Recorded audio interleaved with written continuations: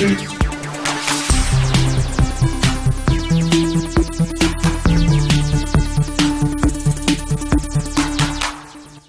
back. You miss us? Nah. Well, we missed you guys. It was weird not having a show last week. I gotta say, having 2 weeks off from doing GameFace after we had done, I don't know how many episodes in a row every week. Oh, yeah. Like we don't do that very often. A couple dozen, yeah. It was weird not coming in and doing the show. Well, minus the period where the equipment had been stolen. Yeah, that's a good point. But that wasn't really time off. I had other things to worry about during that period. This was just like, I had other things to worry about at this point too, working on new shows and everything. But it was a little weird. I will say this much though, looking at what everyone else talked about last week, most of it was what we had talked about on GameFace before, like on the Thursday before, and even like the topics this week so far for a lot of podcasts that have come out are things we've already covered on the show. So that just goes to show you that, one, there's not much going on, and two, we chose a really good time to take a week off. Yeah, it's July. And still today, putting together this show was not the easiest. We do have plenty of topics to talk about. Lots of little things, though, not a bunch of big stuff. That's about to change pretty soon, though. Got an email about Deus Ex Mankind Divided Code today. Ooh. That game's coming soon. That's pretty exciting. Obviously, No Man's Sky, if they don't get sued out of business. Nah, that was all nonsense. Well, no, there's a new lawsuit. Did you see this? Yeah. Over the algorithm? I saw. Yeah, that's bullshit. Yeah. Like, those guys just want to look at their code. Yeah. They're like, oh, we think it's our algorithm, but we don't have any proof of that, and we haven't seen the code, so we don't know, but we sure like to see the code. Like, they just want to look at the code. So basically, they want to see if they can make their code better by looking at And they probably want to see if they can make a claim and maybe get some license money. That to me, I don't believe this news. Yeah. Basically, that really smells funny to me. Yeah. It's like, also, you wait until now to say that. It's like because the quote they're pointing out from Sean Murray is from like February or something. It's like, oh, and it took you 6 months to get around to be like, oh, we think that. No, they're making their own game and they want to see what they did. If it is, I don't think they're making a game. They're like scholars, aren't they? Don't they work in like physics or something? Yeah, but they're that? licensing stuff, and look. It's very hard to patent math. It is. So I think they just want to see what this thing is, and if it, I'm sure if it is something they use, that would be a very interesting legal battle. It would, but it's not going to stop the release of the game. Like I'm sure Sony's lawyers or whoever is involved has done the research on this. You don't just do an international video game launch without running it through legal to some degree. Yeah. So before we move on too much further, I want to show you guys something. First of all, I want to say, one thing I've learned over the last year plus working on Sifted is that a lot of you sifters are really freaking talented. Like, for instance, we've been working on our achievements, and one of our users, Sound Wizard, created the jingle for our achievements. Literally, like, I mentioned it on the show. I got home, they were in my inbox already, and they're great. Like, with the one that I chose from like 10 different jingles or whatever. Like, he did an amazing job. Vin Hill, obviously you guys know him from the podcast Reload, the Sifted Community podcast. He's also an amazing artist. He's been cranking through our achievement icons like you wouldn't believe. Every day I wake up, there's another 10 or 15 there. I have no idea how he gets them done so fast. And so, on that note, this week, one of our users sent me an art print of art that he does. And he let me pick from his collection of stuff that he does, which one I wanted. His name is Sorefear on the site. And this is the print that he sent in. I don't know if there's going to be too much glare on it for you guys to see it. But it's a really, really cool Shadow of the Colossus print. And, of course, the mailman folded the damn thing in half, which really pisses me off. But he sent this into Sifted, and just want to say thank you very much and show it to all the other sifters. Maybe a little inspiration for some of you guys. But, yeah, you guys are a really, really talented and dedicated lot. And so thank you very much, Sorefear. Thank you to Sound Wizard for creating the jingle. Thanks to Vin Hill, obviously. He's been doing great stuff for the site all along. So kudos to you sifters. You guys are amazing. A couple small things I want to talk about before we get to the big six. A couple little topics. Pokemon live-action movie signed by Legendary Pictures. Yep. So as soon as the Pokemon Go phenomenon really hit hard, everybody went after Nintendo. Mm-hmm. They're like, hey! It's like, hey, you got a thing that people like. Why don't we make a movie about that thing? And this that is you the like? Detective Pikachu thing, right? Yeah, so... So the funny part is that like live action Pikachu has already been done, kind of. Like, they made this trailer for Detective Pikachu, which is a 3DS game. And it already kind of shows you what a live-action... Look at that.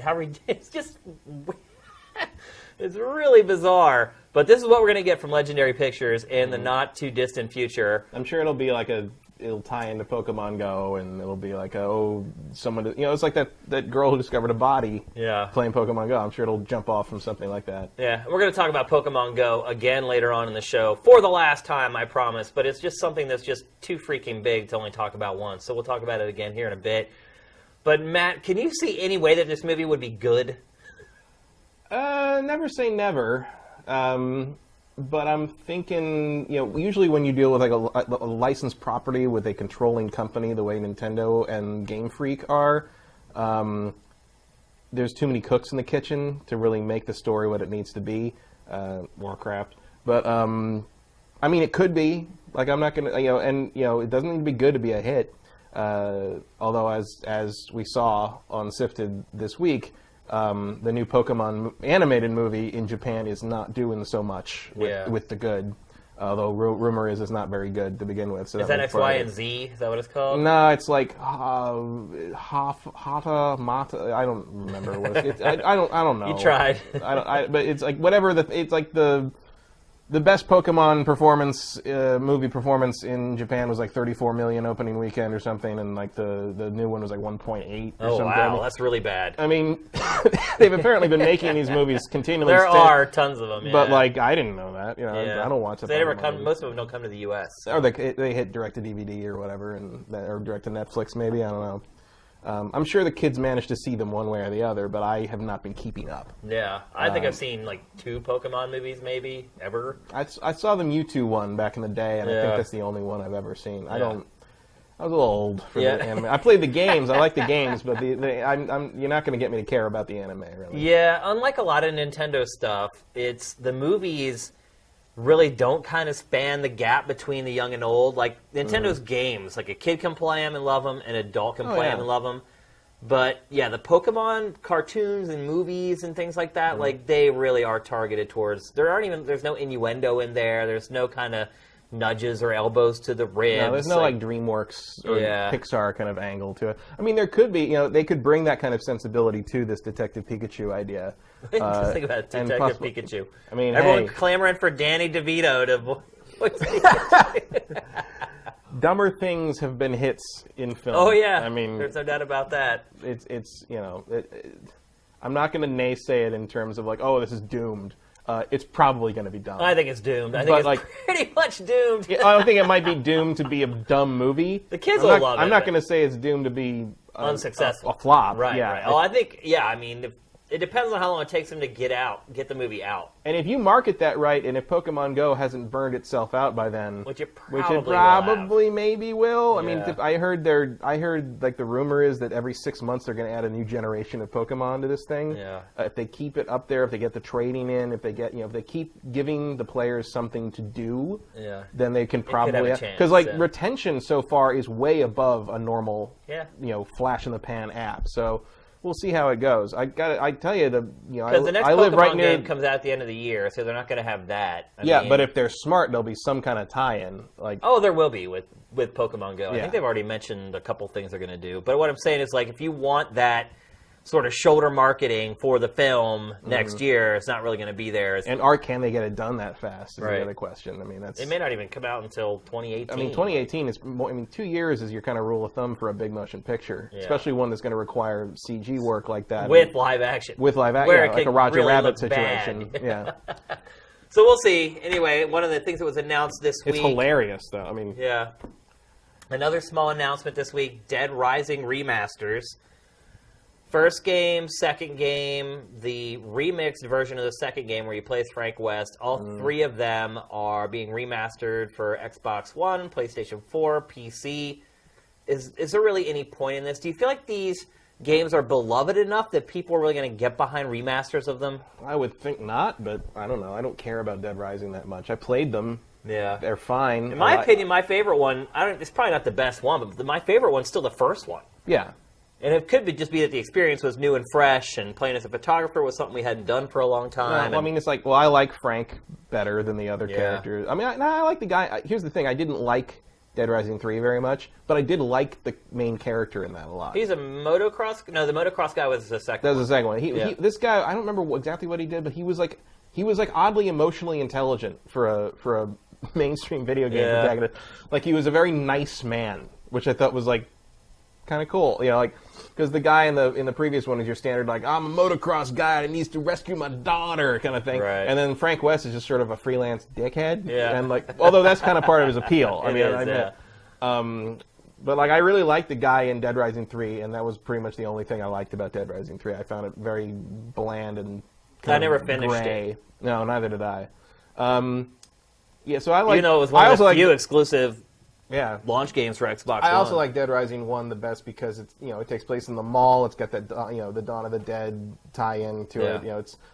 And it was sort of that first time when it's like, oh my god, look at all the things on screen, and I played that one. I finished it a couple of times. I got most of the achievements. I got the Mega Man outfit. I did the whole 9 yards. A lot of people did. I played the crap out of that game. But as such, I do not feel like putting myself through that again. Yeah, I don't either. Well, I mean, I would assume there was a lot of weird quirks with the game that made it a pain in the butt to play. Well, I mean, look, man, I did that stupid achievement where you had to get 9 people following him at the same time or something and not let them all die. I mean, I was ready to snap some discs in half by the end of that, and I might consider it if there was some kind of weirdo casual mode where you get to turn the timer off on stuff, but I just found that game kind of stressful. I just find this whole thing is just Capcom trying to make money off of little to no work. Yeah. Which seems to be that publisher's Maximo MO. remasters, I don't want to play Dead Rising again, but I'd play Maximo again. Yeah, I probably would too. And actually, that game was on PlayStation 2, so it would actually benefit a little more from a remaster, more so than games from last even gen. just a PlayStation 4, PSN classic thing, I would take. Like a backwards compatible thing, you mean? Yeah, I would be fine with that, but I'd just like to play Maximo again. Yeah. I mean, I know I could just turn on the PS2, but it's like... I like having the trophies. I like having the 1080p, blow up. It's fun. It's weird to think back to when Capcom was a real publisher. Yeah.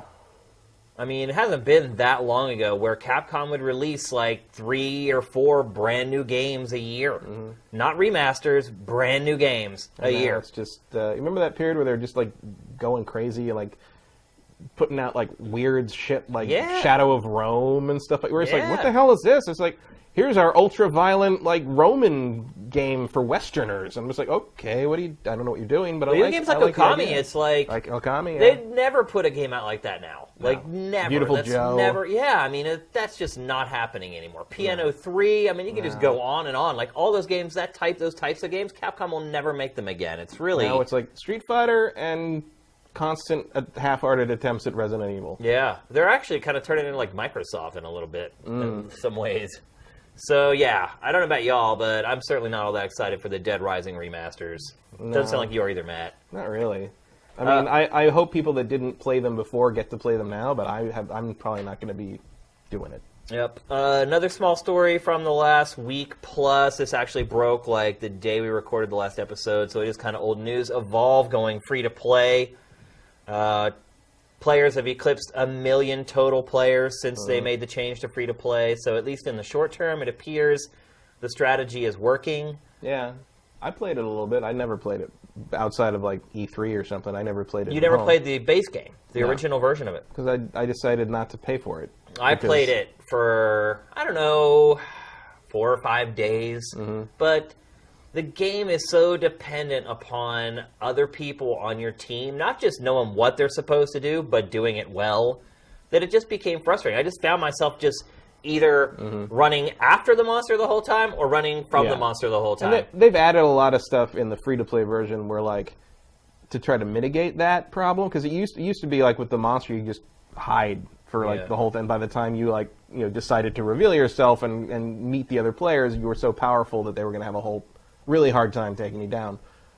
They've mitigated a lot of that now in the new version, but I played a little bit of the free-to-play one last week, and basically after about 10 minutes, I'm just why am I not playing Overwatch? Yeah. And I like the asynchronous multiplayer idea. I like the whole I like the concept of Evolve a lot. I really liked it when I played it at E3 and PAX, but like, this is not. It doesn't work. I'm glad they've found like a way to kind of inject new life into it because it's got a lot more people playing it now, and that's very obvious. But like, that happens when things are free. Yeah, true.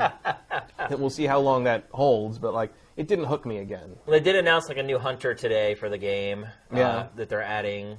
I mean, he looked just like everybody else. He's a trapper, so he actually traps a creature. Yeah, that is also a problem. It's like very few of the characters stand out. No, they have no personality whatsoever. And that ended up being, for me, the biggest problem with the base game was that, like, the trappers never knew how to trap. It was like it just took too much coordination among several people who have never played video games together before and didn't have headsets. And, yeah. Mm-hmm.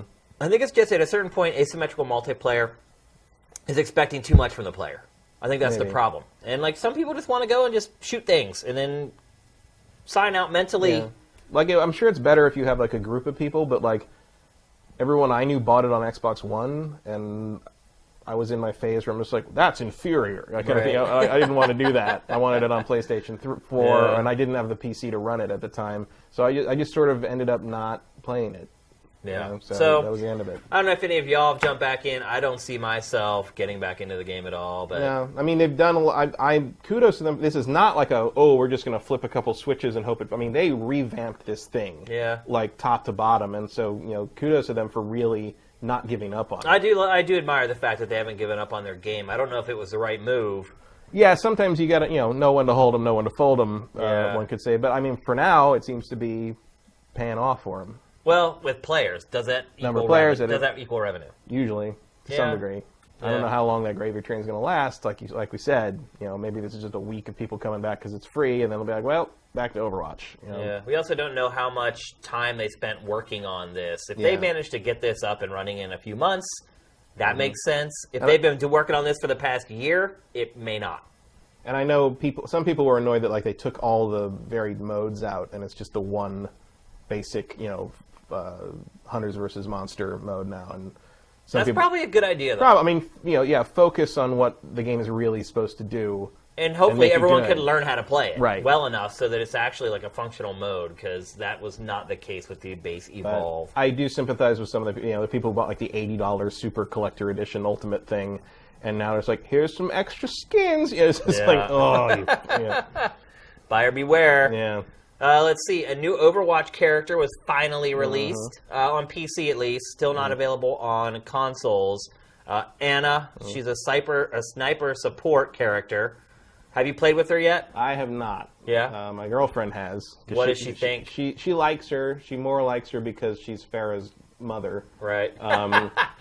It's funny how she looks at it. It's more of like there's a lot of people in this game who are more into the lore than anything else. Yeah. And but I like her. She looks cool. I like the idea of a healing sniper is pretty neat. It's pretty odd. Yeah. And there's things that I really appreciate about this game in terms of the attention to detail on things. Where like, especially the things the characters say to each other. So she's Farrah's mother, right? And Farrah, when she does her her ultimate, when she does the missile thing, she says something like justice for whatever.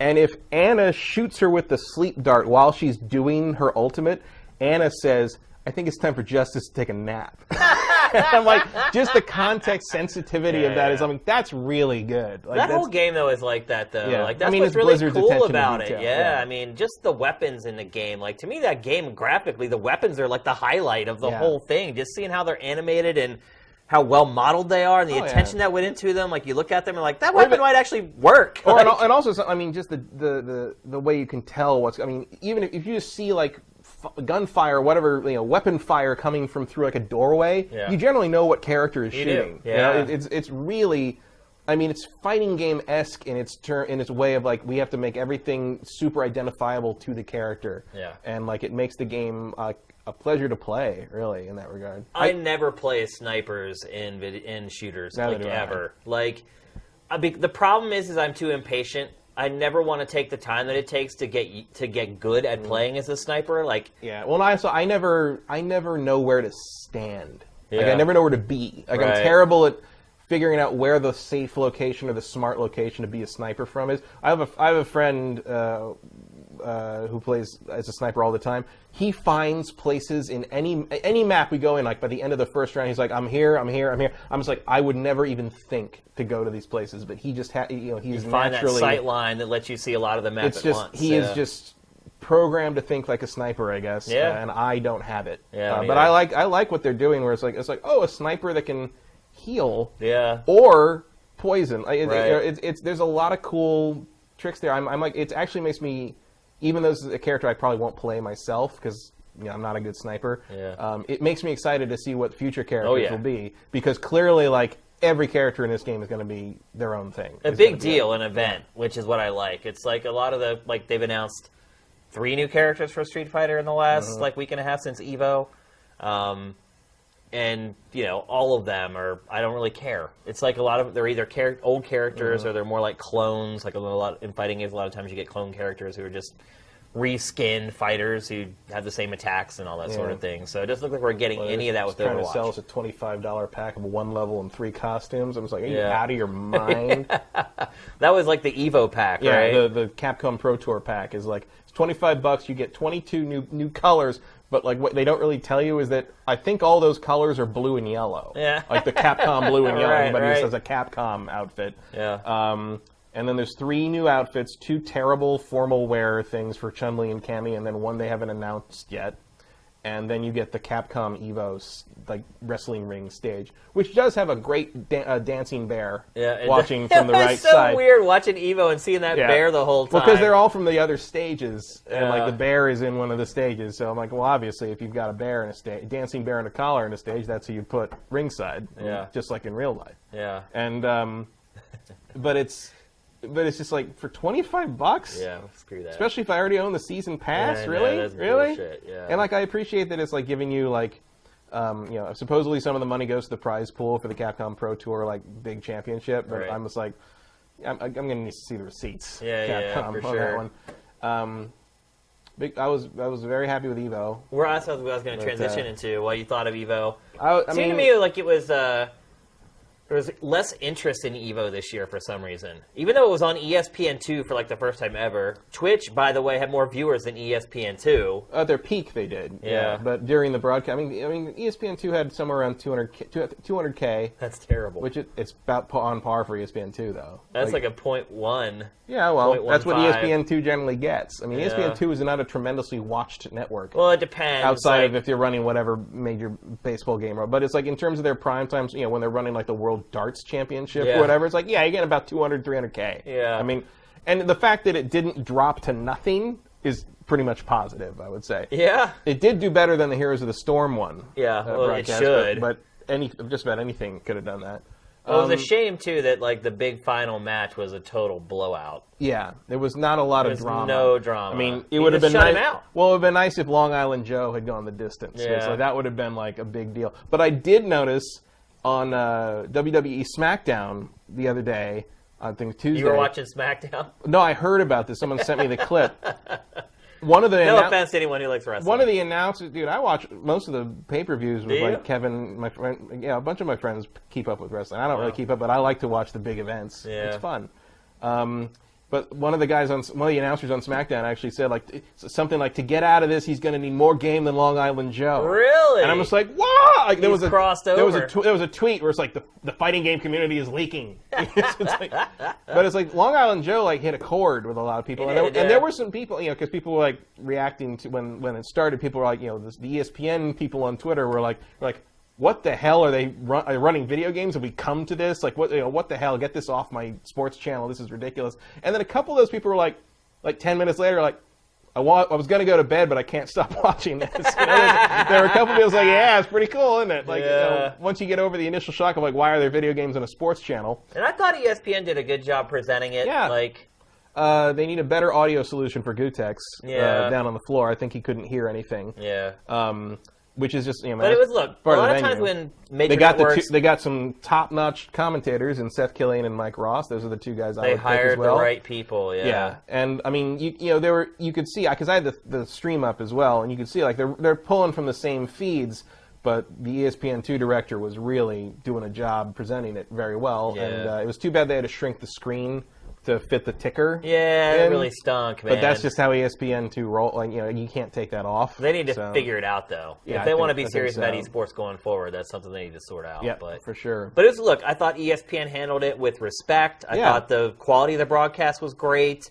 Did a good job, explaining things to people who didn't know what they were looking at. Because they knew they were dealing with a new audience. But I just felt like overall, just the hype for EVO in general was a lot lower than last year, for instance. Well, I think last year there was also sort of the hype around the fact that it was Street Fighter 4's last year. Yeah. But I mean, this was the biggest tournament EVO as far as ever. entries. As far as entries, they had 5,000 people come in for Street Fighter 5, which is more than double. Well, I love how it's like the World Series of Poker, where anyone can play. Yeah. If you want to put up the ante, you can play. You may last 2 matches. Yep. Or one. But you're in there. Well, it's double elimination. You get at least 2 matches. Right. And look, it might be worth it to a lot of people to spend that money just to have a chance to play against someone like Daigo or Justin Wong or to also to meet them. Yeah, for these sure. guys. I know a lot. They don't say a whole lot, but no, but also I know a lot of these guys because when I did the 2010 and 2011, I did the EVO episodes for X Play, right? And so I met all those guys, and I still know a lot of them. And they're really cool. They're really nice, and they'll talk to anyone who wants to. Those guys will. You come up to almost any of those guys and be like, "Hey, I really like what you play," and they'll even play with you sometimes if they have the time. There's very little barrier between the stars of the community and the regular people. Well, of the community. the way they don't EVO's think of set up, themselves. minus finals, it's basically them just sitting in a group of people that are all just fans and players. It's they're right there. It's not like there's some barrier. I've been beaten in local tournaments by some of the top guys because I can get through some early pools and then I have to play Flo or eventually Mike Ross, and then I'm dead. But they're never. I've never had any of them be a jerk about it ever. Yeah. They are all well, they don't care if they beat you. Of course not. Of course not. They don't have anything to prove. This guy. And sometimes you'll be like, oh, what could I have done? It's nothing. No, you're just not good enough. Yeah, come back in a year, playing 8 hours a day, maybe. I loved EVO. I thought it was another great year. I mean, the grand finals obviously were a huge disappointment, but there was kind of, like you said, that sort of Undertale story going on there with the American trying to be the first to make it to the finals, and there was some drama, but ultimately no payoff, I guess is the best way to put it. Yeah. I mean, it was nice. They got his father, and Joe's father in there, and there was some fun, heartwarming moments, but that was all very early. And then you had 2 more hours of infiltration, just basically clawing his way back up. Well, because he was in a loser's bracket. Yeah, and then just running roughshod over Fudo. Man, that was. Have you ever seen a grand finals that lopsided? Yes. Really? Not at EVO. Right. That's what I'm talking about. An other places EVO final. How is that even possible? One guy in the winner's bracket plays so well all the way through the tournament, and then gets to the grand finals and just. Well, Infiltration said it himself.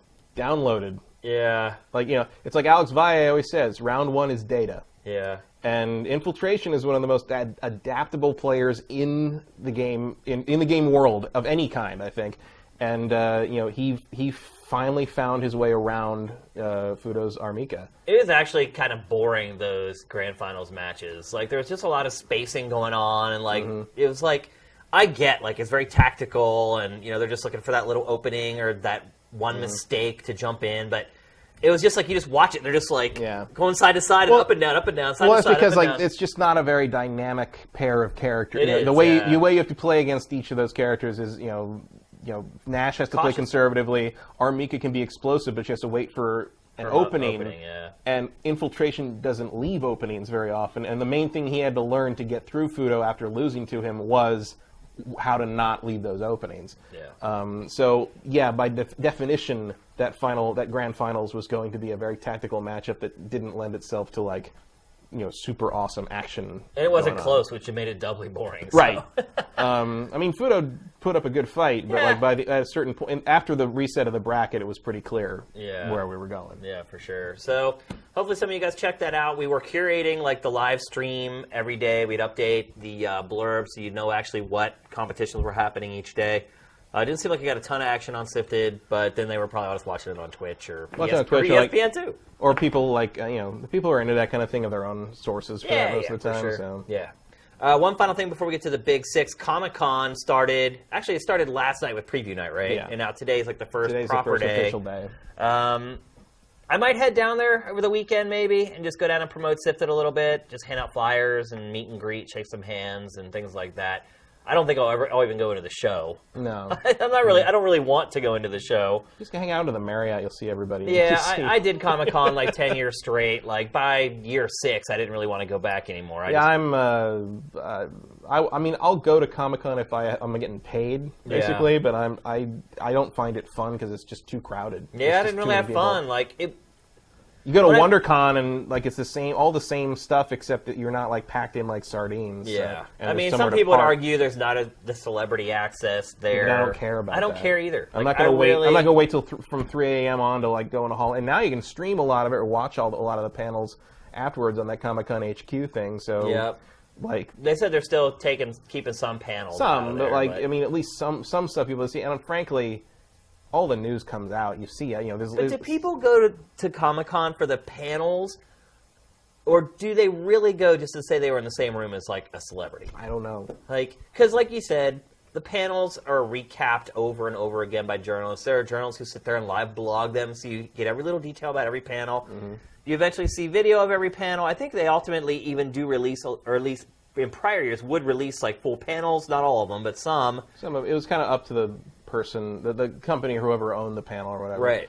I don't know. I know that is a thing to be in the room with a person that is important or means something to you in terms of entertainment or celebrity. I get that, but I don't get waiting in line. No, I don't get that either. 6 hours in the heat of San Diego. And it can be something very. I remember when the first Broadway show I ever saw I was 18. It was a school trip.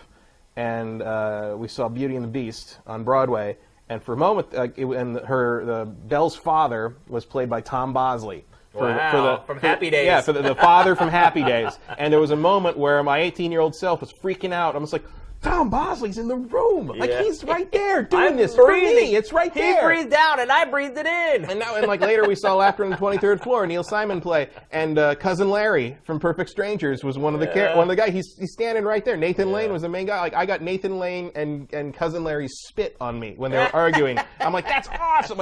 So I totally get the whole I'm in the presence of these people that mean this much to me. But also, when I did that for the Broadway shows, I didn't wait 4 hours to sit in a giant crowded hallway. We've worked in television for 10-plus years, and I worked at MTV for 7 years, and literally, I would go over to the main building, because we were in a building next to the main building, and literally every time I walked into the main building, either there was a celebrity sitting in the lobby waiting to do something, or one was walking off the elevators, or I get on the elevator and there's one in the elevator. And then in the other building, we have, people working on shows on the bottom floor, so there are always celebrities hanging out on the bottom floor checking edits and stuff and then at Spike, we did all the award shows, and so after a while, you just start to realize they're just people who are really good at something. They're really good at acting or singing or dancing, whereas, maybe your dad's a surgeon and he's a really good brain surgeon.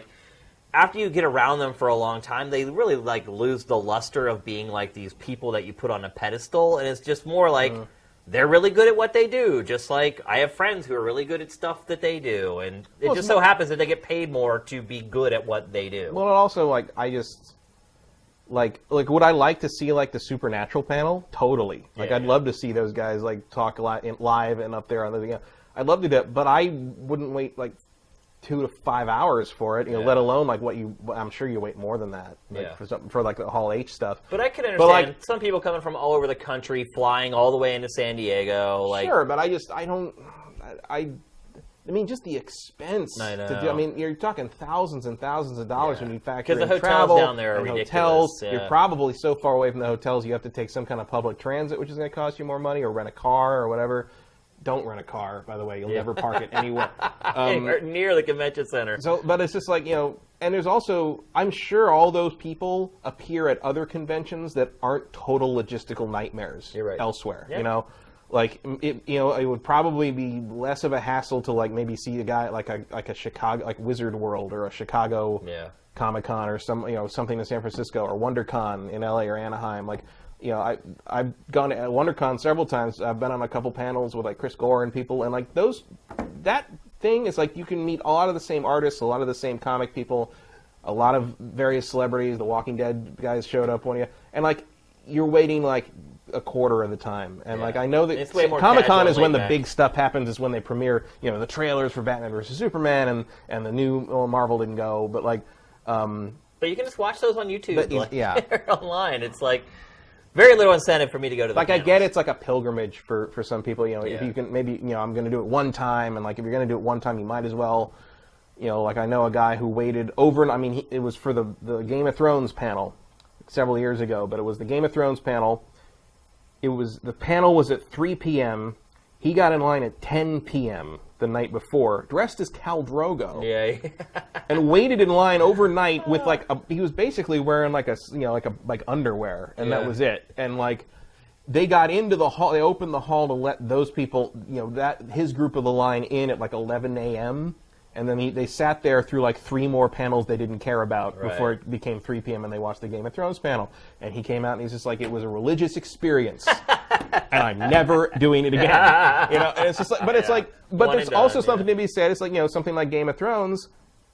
That show's got 2 seasons left. Yeah. You got 2 more chances basically to do that panel. And like if you don't, there is a thing there where it's like I was there, I got to see it, it was in front of me, I saw it with my own eyes.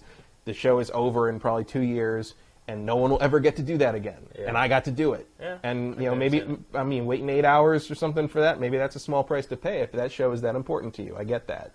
Yeah, games-wise, today was pretty slow. A couple new trailers for Call of Duty Infinite Warfare. Rare had a panel today for Sea of Thieves that a couple little things leaked out for, but otherwise pretty quiet on the video game front for Comic-Con. That'll probably heat up tomorrow. Usually Saturday's the big day for game You're always stuff. going to be front-loaded with movie and TV stuff at Comic-Con. Usually I'm sure there's some game stuff that's sort of waiting for the big stories to break before they kind of step in and be like, oh, over here, Yeah.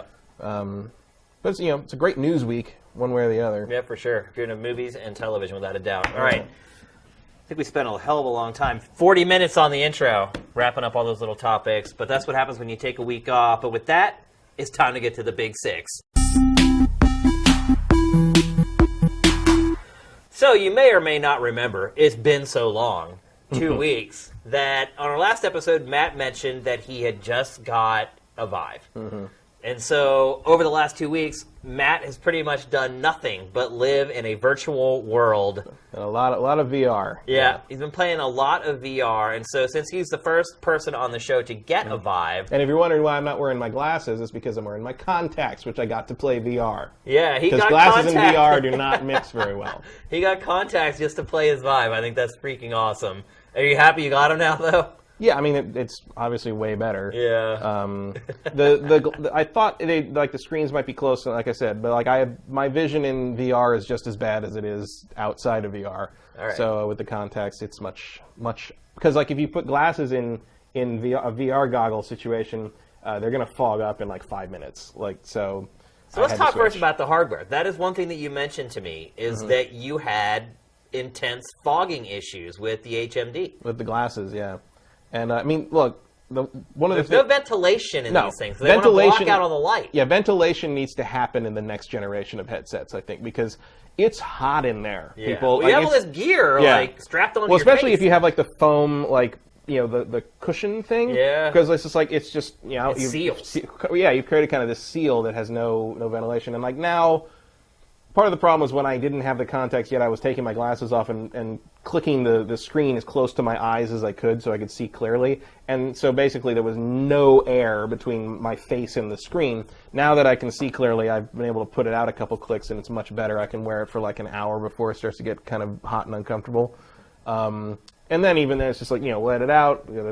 But if there was a little fan in there or something I could turn on, like the guys who do the Stormtrooper. Or even like an escape hatch to let the heat go out. Yeah, just like a Decompression. Yeah. But something like that would be nice. Some way to kind of like get some cooling in there somehow. It's not a big, huge, crazy, terrible problem, but it is noticeable if you decide, if you're playing anything that's more like, if you're playing like an actual sit-down game, it can get pretty warm. Yeah. The other thing, if you haven't used a VR headset, I would say that might be surprising to you is it's not very sharp in comparison to what we're used to on like HD TVs. Yeah. Vive has the highest resolution, but it's clearly not the visual fidelity that we're used to from HD displays. It's good, but it's not great. And the other thing you run into is that I guess because it's almost like an Xbox 360 or a PlayStation 3 game compared to PS4 and Xbox One. And you can do some tricks, like you can force it to run in a certain resolution from your desktop and sort of downscale a little bit, but you're still not going to get any better than like some kind of 1080p signal at best. Yeah. Which is, I mean, it's fine, but like when it's that close, you can kind of see the texture of the screen sometimes. It's like a screening technique. Yeah. Like you have like a screen over top of the screen. Right.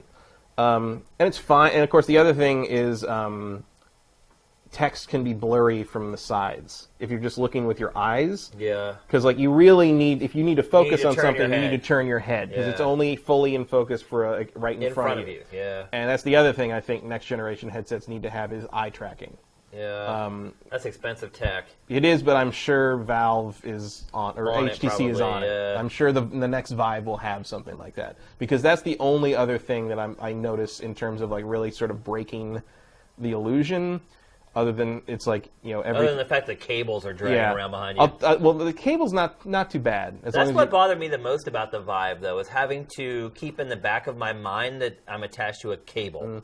I haven't had a huge problem except to realize that you can't turn around 360 degrees. Yeah. Like you can go this far, and then you have to sort of like turn the other way. I never had a problem with anything happening. It was just the thought in the back of my mind. I knew that there was a cable there, and I'm like, oh, I don't want to like trip and like break this $1,000 piece of equipment. Nothing ever happened. Like I never stumbled on it or anything. It was just the idea that it could happen that was driving me like crazy.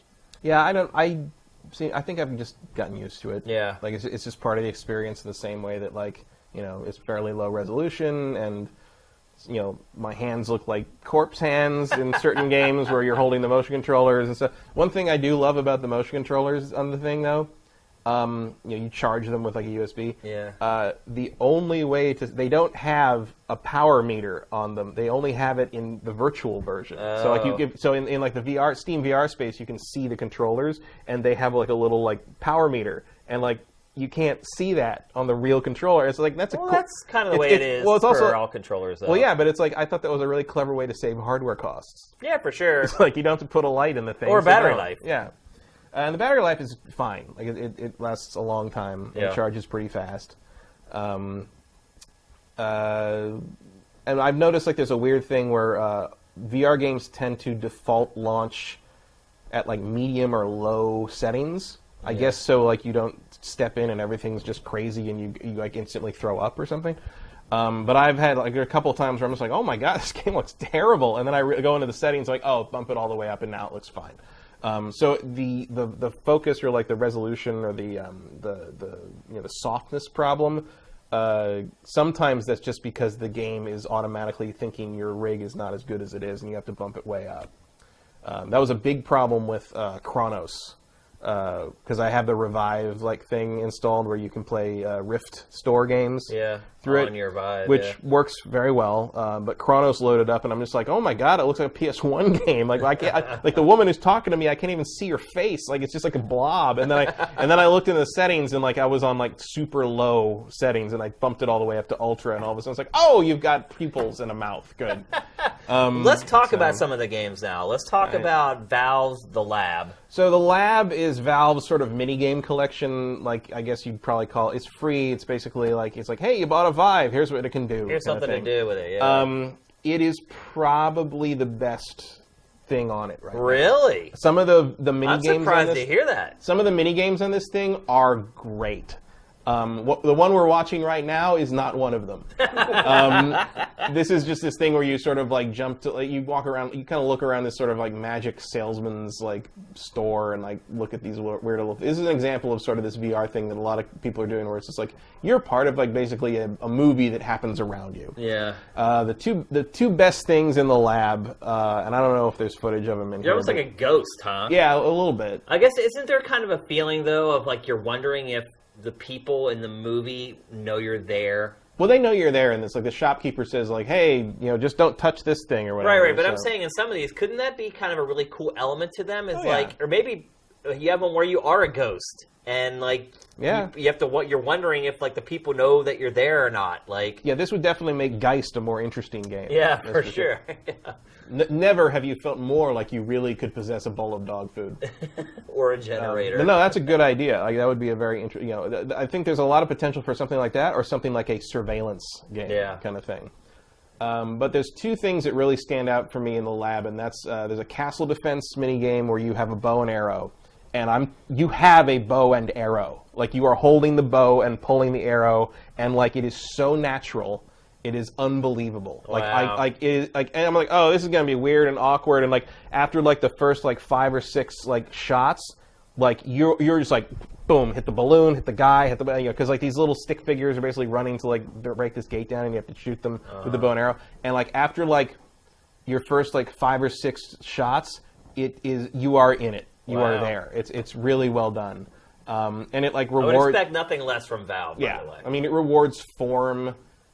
And like and of course this is like the kind of the main area. This is a great one. What we're seeing here, this it's basically a catapult where you take these like cores from Portal and like fire them off to knock all these boxes over, sort of boom block style. Gotcha. But every core has a different personality, and it's hilarious. In fact, Valve's writing shines through. Oh, I mean, this is in Aperture Labs. Like the whole thing is supposed Aperture Labs before it all gets destroyed. Yeah. And like all the cores have different personalities, and like the reason I stopped playing this game the first time was because I was playing it without like the foam like insert, so it was and the foam like the cushions go on like a really micro Velcro material. So the inside of if you wear it without the foam thing, you kind of got little sort of tiny Velcro hooks touching your skin.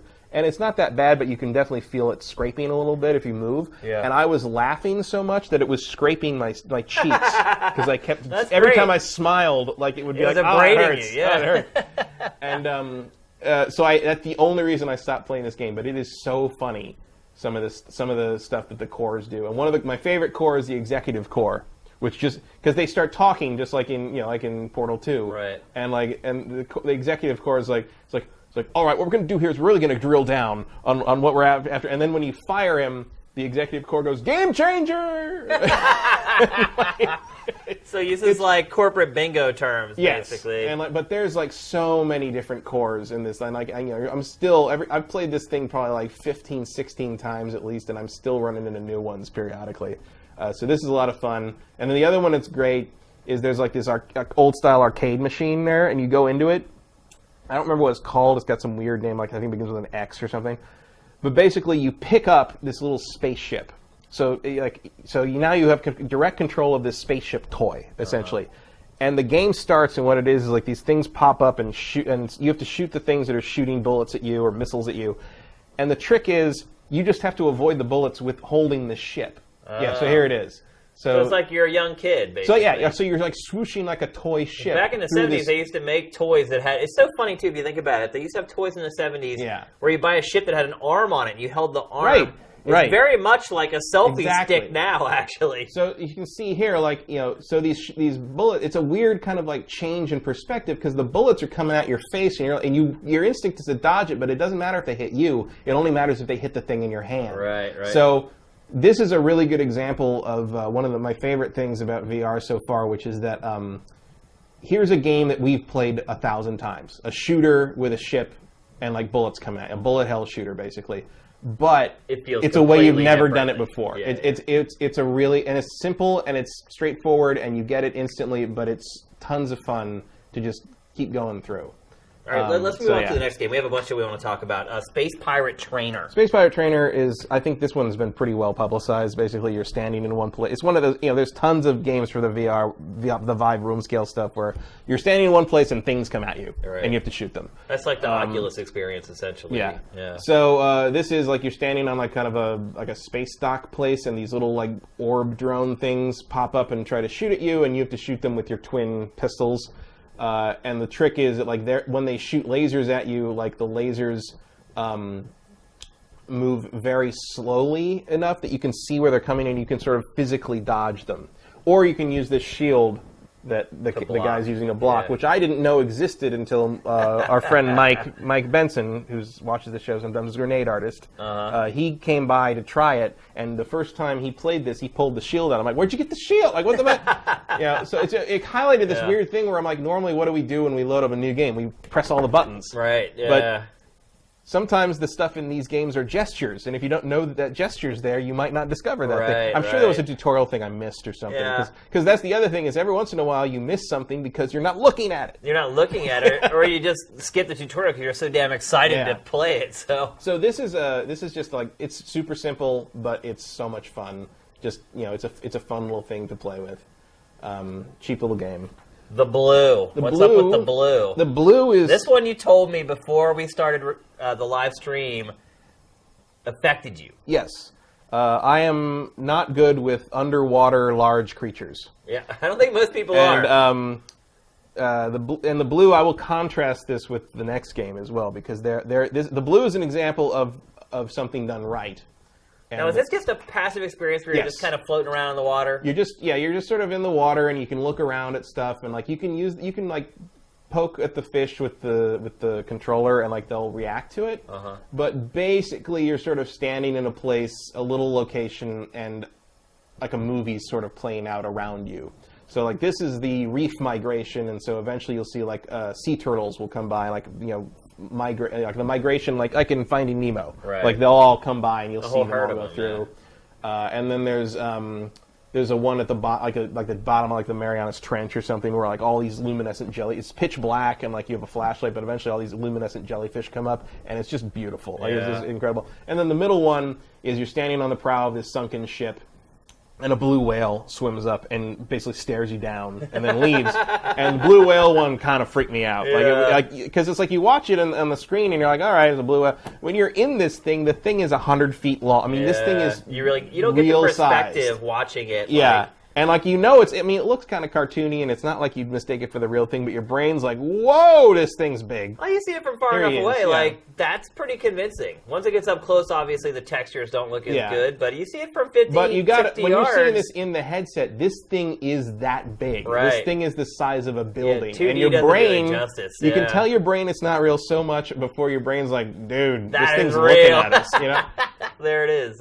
And it really kind of gives. I mean, it kind of has this sort of like, come at me, bro, sort of thing. It's like this whale sort of popping off to you, and like then it does this thing with its tail where it almost like hits you with it, and it's sort of like. I'm not going to do well with the underwater stuff in this thing. I can tell. Sound design's really important for this stuff too. But this is they update the blue updates like periodically. That is when that happens scary, in VR, it's crazy. I can see that. Like it's just coming at you. Yeah. And so the blue is, I mean, they're very minimally interactive, if you even want to call them interactive. I mean, you can walk around the area, but it's like the blue is an example, I think, of it done well, because they update periodically and they get you a new thing. I don't know why it's free, because it sure seemed like they put a lot of work into this stuff, but. That's an example of that kind of experience done well. It's the drug dealer thing. It's like, first one's free, you got to pay for... And maybe kind of it's like they want some work doing some paid stuff, and like it's a good demo for them. Yeah. There's the jellyfish one. Like it's a really cool trick, basically. It's almost something you do in a theme park. Speaking of which, nice segue there. Disney Movies VR is an example of how not to do this kind of content, because Disney Movies VR is basically, I don't know if you've seen, like it's like the Circle IMAX, sort of Circle Vision thing, where it's like, it's normal video, but it surrounds you. Yeah. Basically, they've taken all their stuff like that, and they're sort of like, like here you see the VR experience for Force Awakens, where like, I think they did some of this on Facebook, where it's like, it's just sort of like, oh, it's all first person stuff, and so like you're basically seeing this in VR, in very blurry VR. It's not exactly up to par, I would say, like resolution-wise. And like, the Jungle Book stuff, they've got like Jungle Book, like a thing where it's like the snake comes up and Scarlett Johansson's Python character comes up and sings to you. That one's actually a little freaky because at the end it like tries to bite you in the face and your lizard brain is sort of like, whoa, like the snake. But it's sort of like, it's free, so it's not like you can really complain that much, but it really feels like you're just watching a bunch of marketing bullshit. And it's like you start out in like sort of this central like balcony, and you look forward, and it's like the Disney castle, and fireworks are going off. You look to your right, and it's Star Wars, and like AT-ATs are shooting stuff, and there's like a dogfight with TIE fighters and stuff. And then you look to the left, and it's the Avengers Tower, and like a Quinjet comes in. But it's like the Avengers thing. All it is like footage from the red carpet of like Civil War or something. And it's like if you've ever wanted to really feel like you were on the red carpet, like there's your Marvel fantasy.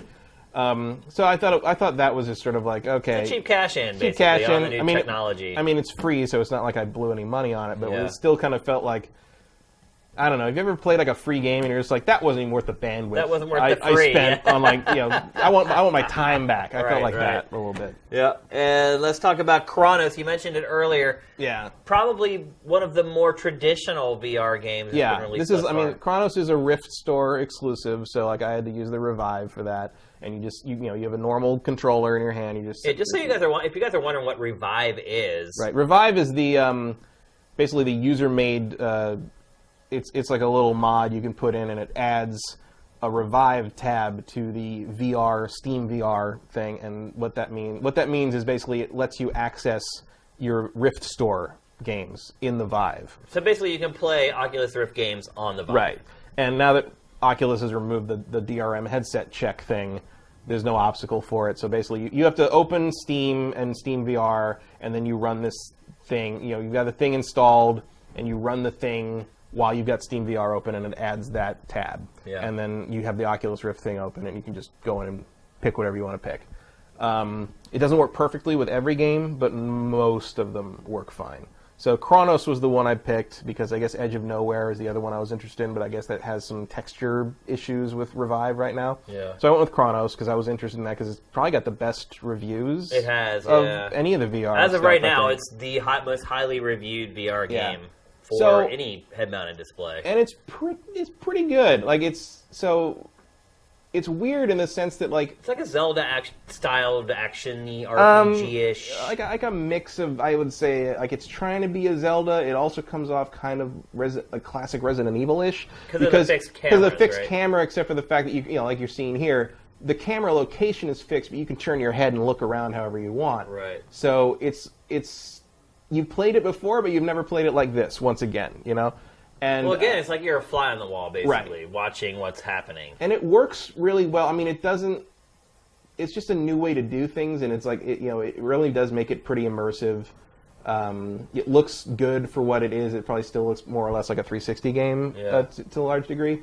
But I found myself really getting in. If I had been playing it not in VR, I don't think I would have stuck with it as long as I have. Interesting. Because it's just a new way to experience it. And that was what I read on some of the reviews, was that for a VR game it's cool, but if you actually stack this against other games in its genre that are just 2D, it doesn't hold up very well. Yeah, I would agree with that. But it's like... But there's also an element of sometimes you look to the side, like, oh, I'm stuck. What am I supposed to do? And you just have to look around the room a little more from your perspective. And it's like that's a cool way. Well, if you think about playing old fixed camera games, like a lot of times you would get stuck because you'd try to find that place where you could put the character where the game would show you where you need to go. Yeah. And so it'd be very easy to miss like a little nook that you needed to go in or a door that you needed to go through. And you're almost kind of playing against the game to try to figure out what you're having to do. So I guess that mitigates that a bit. And then there's a cool little mechanic where if you die, because it is you're likely to get killed, and so you start as like a young kid, male or female, and you go in, and if you get killed, the conceit is that you had to recover for a year or whatever, and so your character ages the more you die, and they get less apt. It's like Fable, right? So you get less adept at physical combat and better at magic as you age. That makes sense, it does actually change the game and how you have to approach the combat and the gameplay as you suck more. Kind of, it's like, and like I haven't died enough to really know if like magic makes it easier. If that's like kind of the idea. I'm wondering if that's what it is. If it's like a way for them to balance the game. Yeah, I don't know. I haven't really found it that difficult so far. Not the combat. I've been stuck a few times in terms of what I'm supposed to do next. But that's just sort of par for the course with these games. Yep. So that's that and House of the Dying Sun are kind of my only two sit-down games. I haven't bought Eve Valkyrie yet because they're going to officially do Vive support for that later this year, and I don't want to necessarily jump. I'm trying to avoid buying too many Rift stuff, Rift things, sure. As opposed. You also never know if somewhere on down the road, that could be cut off. That whole Revive thing may stop working. Oh, that's in the back of my head for sure. But I mean, these games aren't long enough that I'm not going to be getting through them in time.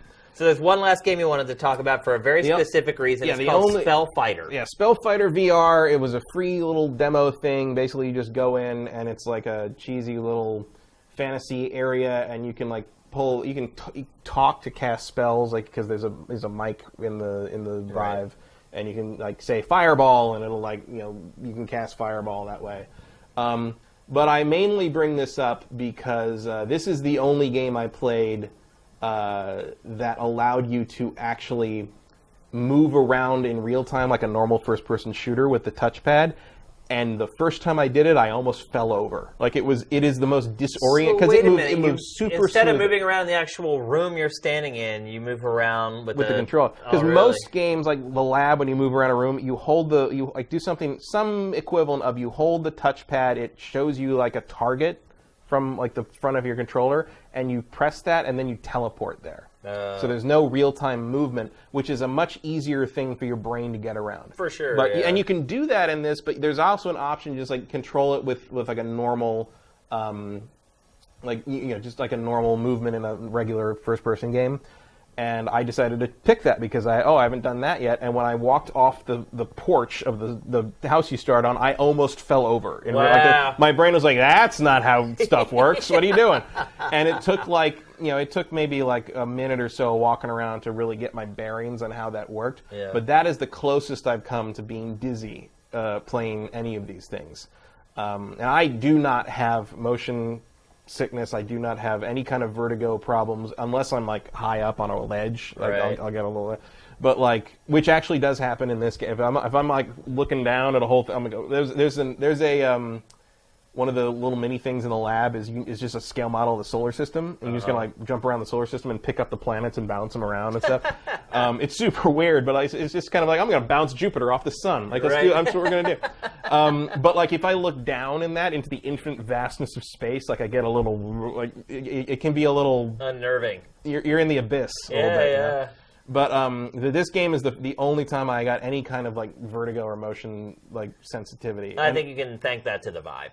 Yeah.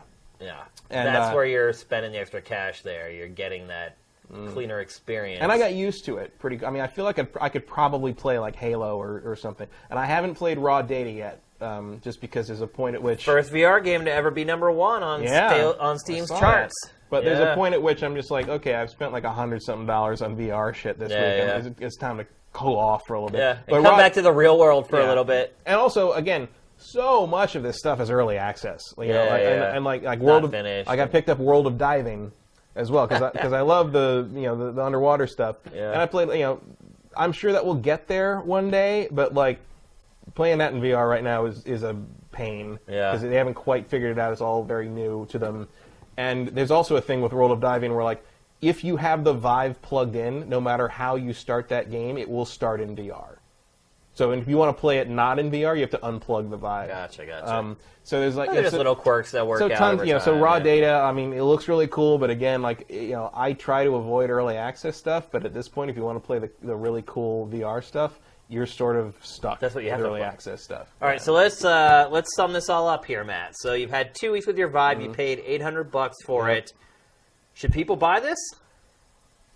I mean, if you're into it, if you like the concept, sure. Well, we're going to assume that people are into it. Yeah, if you're into it. Only if you're not going to miss that $800. Okay. Like if you're in a situation where like, well, if I skip this car payment and I don't buy the kids their lunch for like these 3 days of this week, like don't do that. Like don't sacrifice to get like this anything. Thing.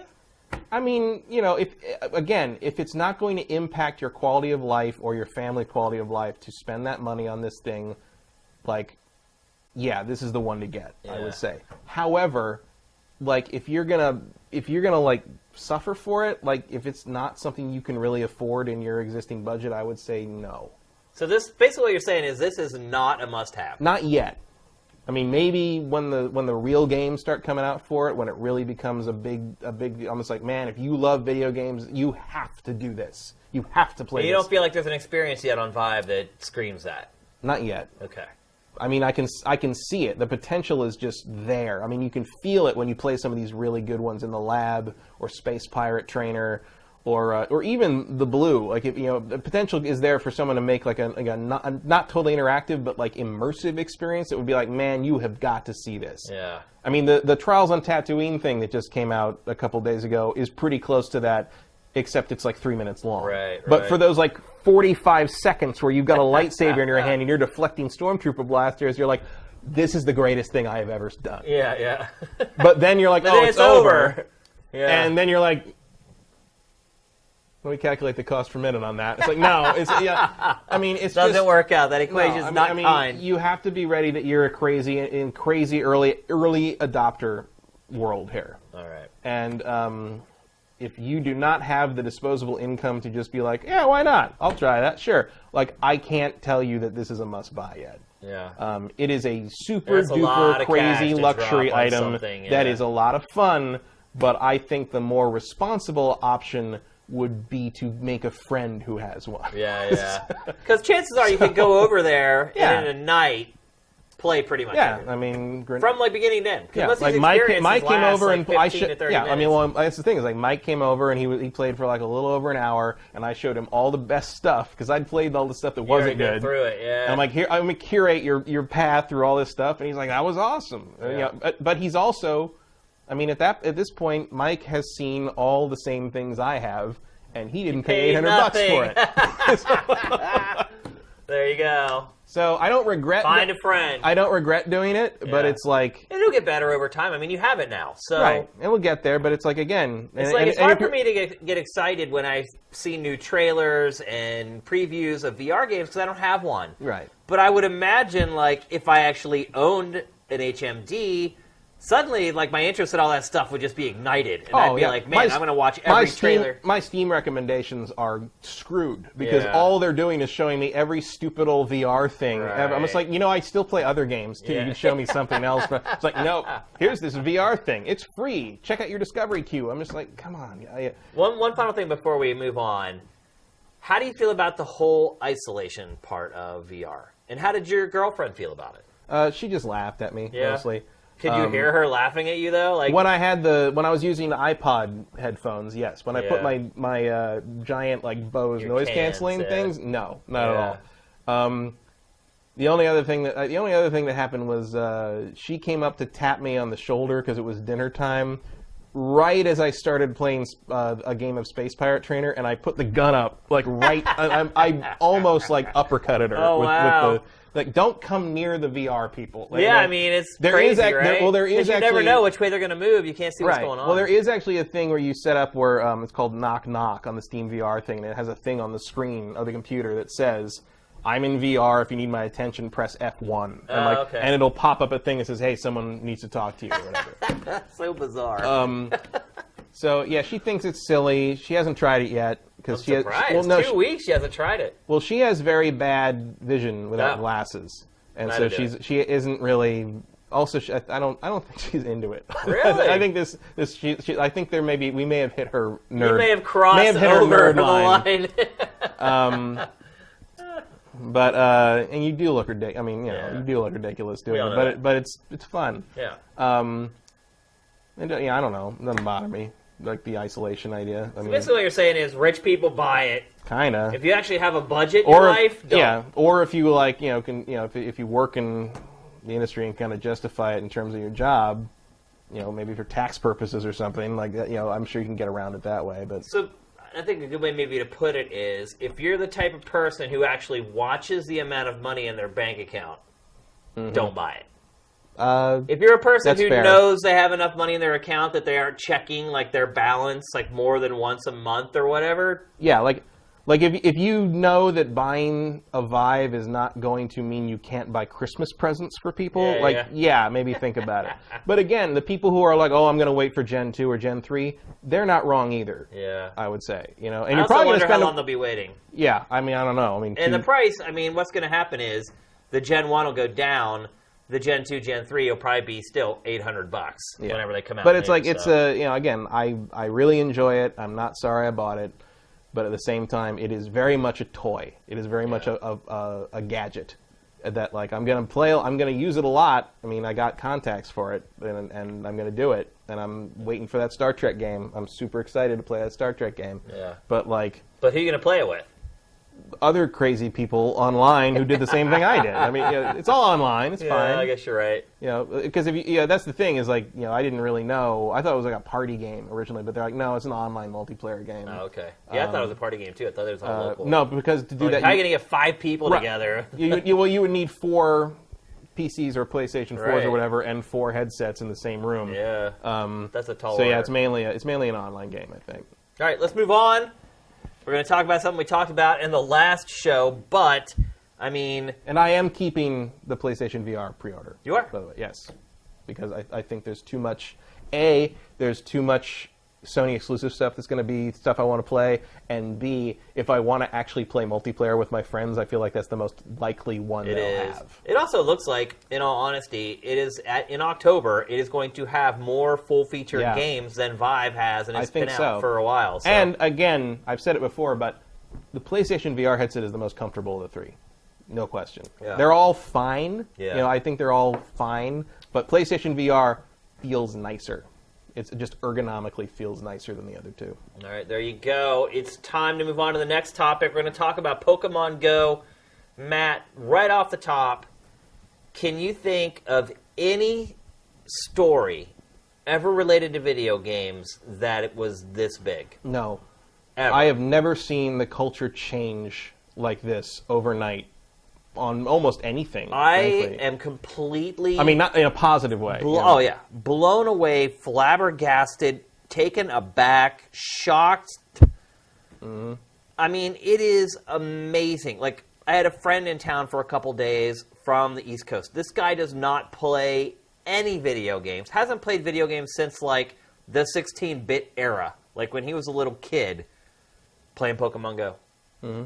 Everyone's playing Pokemon Go.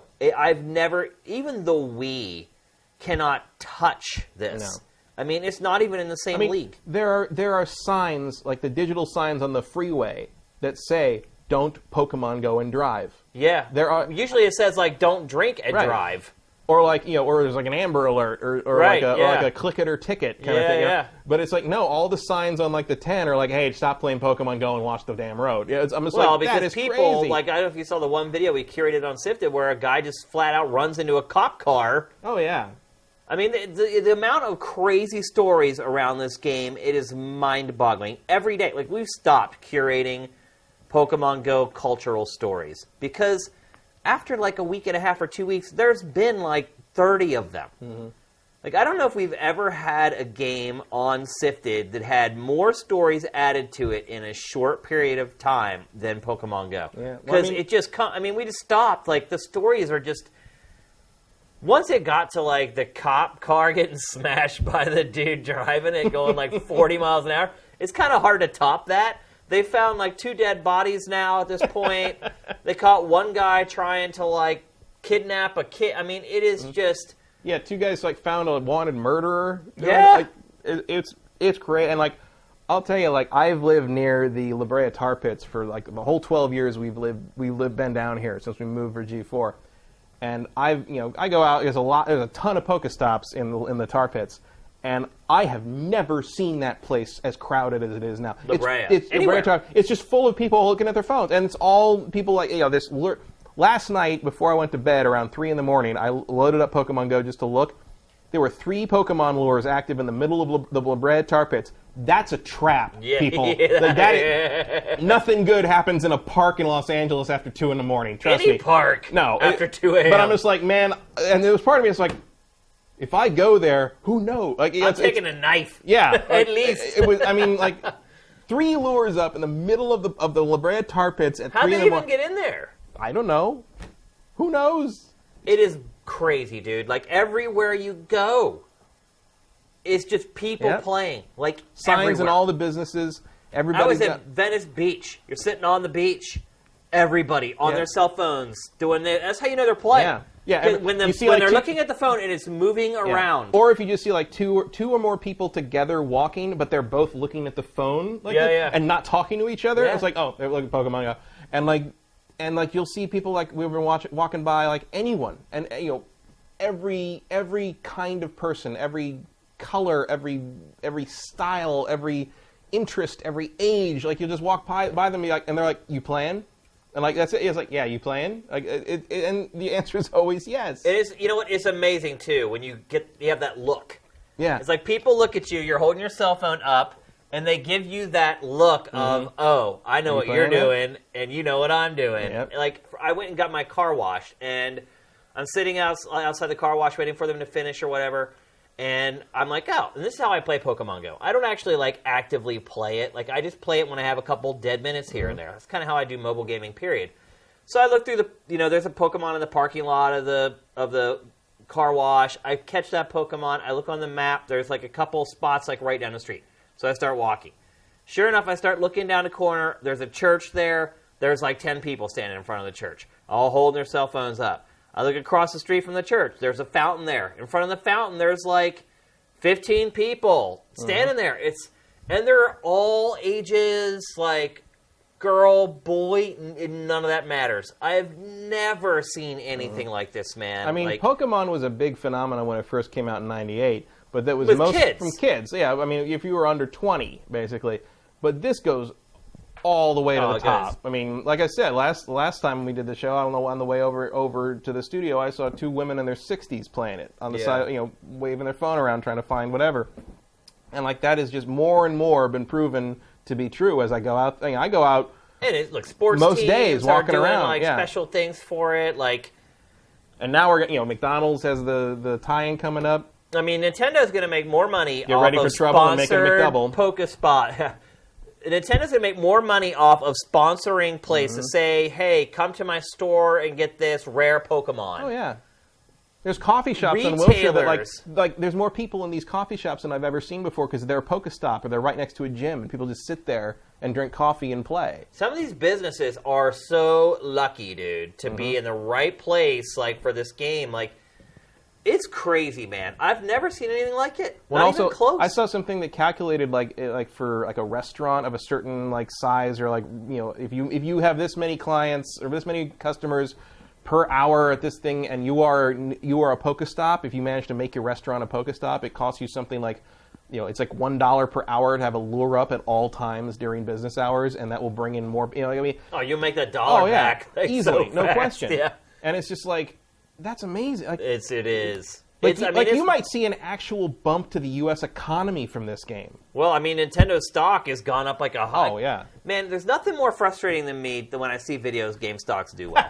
Like, it just drives me bonkers. Like, why didn't I see this, Matt? You and I have talked about Pokemon Go ever since it was announced. We knew it was going to be huge. Probably not this huge. But we knew it was going to be a big deal. Yeah. I said it was going to be. I mean, I didn't know it was going to change the culture overnight. And but I told you it was going to be big. Why did I not buy Nintendo stock? I knew it was going to happen. Like, this happens to me all the time with stocks. Like, I know a game's coming out from a publisher that I know is going to do well, and I just let it fly right on by. Dude, you could have doubled your money in a week buying Nintendo stock.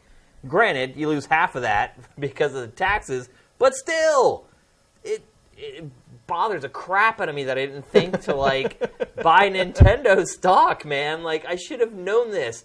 And look, it'll probably gradually start coming down, once. Yeah. I mean, it's not going to stay crazy like this forever. No, but it does have a pretty ridiculous retention rate. It's a very high retention rate compared to most other flash in the pan apps. I mean, I honestly am so far behind. I'm only like level 7 or something like that. I've only caught like 10 level, Pokemon. I think Sam and I are level 8. We just caught a Rapidash on the counter here, but Shane went to the bathroom before the show, and then Sam caught a Rapidash. I'm like, oh, I got a Rapidash. I don't have a Rapidash. I have a Ponyta, but I don't have a Rapidash. And there it was, right on the counter. We caught it, and it's just like, and that's what this game is. I found my wife playing it, and not at my prodding. Like, we'll be sitting at dinner, and she'll be checking her cell phone, and she always does it. She'll be like looking at CNN or whatever, and she's playing Pokemon Go now. Like, and I don't even know. She won't even say anything to me. Like, usually, anytime she plays the game, she's like, Shane, I'm playing a video game right now.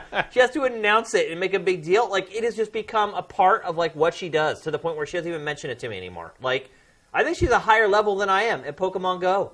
Like, I mean, I love it. It's awesome seeing all these people, and it's so funny, too, seeing people, like, say things that we've been saying forever. Just, like, the names of the Pokemon and, like, it's great. It's just great seeing people get into it into games as much as we are into games 24/7, 365. And the great thing I hope some people will now understand, like, where we're coming from, why we like games so much. Like, well, especially because the game isn't really that good. No, and that's been the funny thing about it. It's the social experience that it creates it's that's like really worthwhile.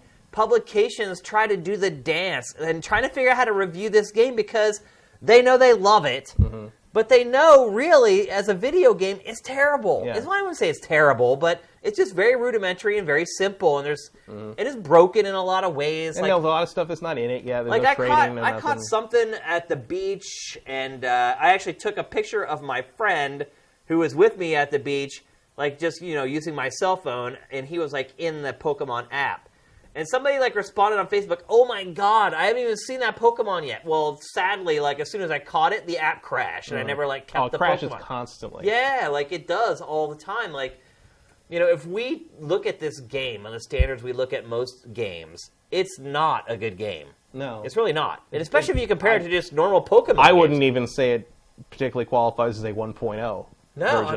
I mean I'm not out of 10. I'm saying like it feels like a beta. Yeah. It really feels like an early version of something. It does. It feels like it shouldn't be out yet. But you know what? What's out there is plenty good enough for most people. Apparently so. I mean, the experience it creates is more than the sum of its part, frankly. Yeah.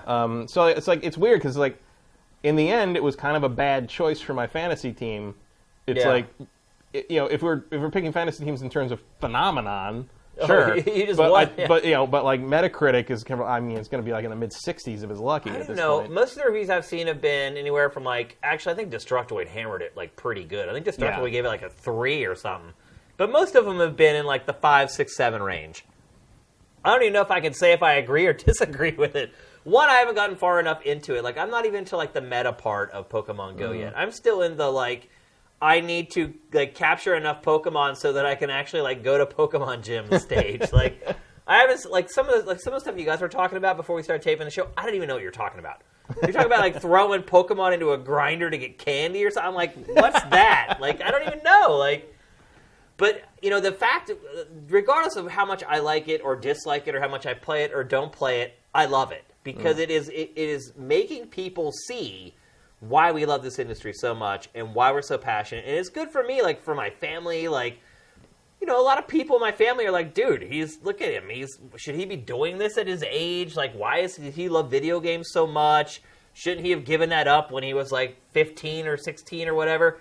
A lot of those people are starting to understand now, like why I love what I do and why I love games. And so just on that very base level, like I just really appreciate this video game. It is so rewarding for me to see people that I love and care about enjoying my hobby as much as I do. Like, finally. And the nature of the game. So many times. I'm like, try this game, try that game. And I'll play it for a day and be like, it's not for me. Or, I liked it at first, but it got too hard. Or whatever. Like, everyone's sticking with this now. Well, then the nature of the game is a social experience, which is like, that's what you come back to games a lot for, is because, in the end, yeah, we have fun playing the game, but we also have fun talking to each other about the game and playing the game with each other. They're understanding that too. And it's like, this is like, it's a very rudimentary experience, but it's like it gives you the taste of what that's like in a very accessible way that it's like, yes, that's why we keep doing this. If it was all me by myself, I would probably not still be into it. Yeah. But because so many, probably 80% of my friends in my life come from bonding over like what we do in video games and how that we like playing them with each other or independently and having opinions about them. Like that is it's a, I don't want to say it's a gateway game, but it's like it's a glimpse into a world that a lot of these people have never experienced before. But they're getting it now. Yeah, they're starting to understand. Now. They're like, even Michelle's like, I can understand now. Like when I go to bed and you stay up and play, because she's like, sometimes I'll go to bed and I'll play Pokemon Go, like, before I go to sleep. And she's like, all these times that I remember seeing you on the couch, and I'd say goodnight to you, and you'd be like, oh, I need to play this game for another 2 hours, and I thought you were crazy. She's like, now I'm starting to get it. And that, to me, is invaluable. Just having people, like, understand me for once, instead of them looking at me like I'm some kook, for lack of a better term. Like, a lot of people are starting to get it. And you know what's going to happen is some of these people are going to pick up Pokemon Sun and Moon when it comes out at the end of the year. And then they're going to see what the real Pokemon experience is like. And maybe Pokemon Go becomes this gateway to get people into more serious games, more involved games. And no matter what, this is just great for the industry. I can't wait to see all the clones that are going to come. I mean, there are going to be so many Pokemon Go clones. Like, how easy is that going to be if you don't have access to, like, you know... Niantic's data. Niantic's, like Google Maps data, basically. That made a huge difference, them having Ingress before, because they knew everything. They knew where people went.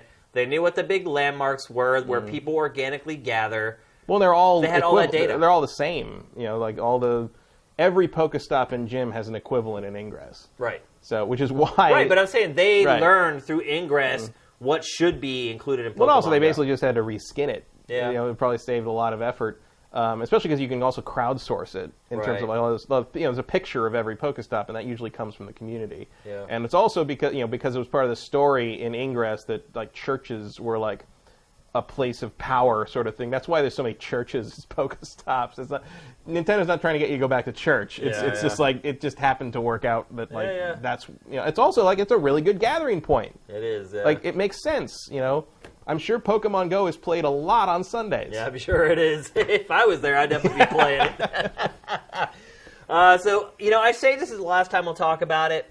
I really don't know that for a fact because this thing just generates stories, like, constantly. And a lot of the cultural stuff, like, you can only hear about so many crimes being solved by Pokemon Go before no one really cares anymore, or how many cars are going to crash, or how many dead bodies are found. Well, it's also kind of a function of, like, how many people are playing it. Of course that stuff's going to happen, you know, to one or two out of, like, how many millions of people are doing this. Yeah. It's just, it's inevitable. Yeah. And I wonder, too, if when those stories stop being reported on, because eventually people are going to tire of reading them or seeing them on the news, how that affects the game's participation. Well, I'm interested. If people no longer feel like it's this cultural lexicon type thing, will they be as motivated to... Well, I'm interested to see what happens when they update it to include trading.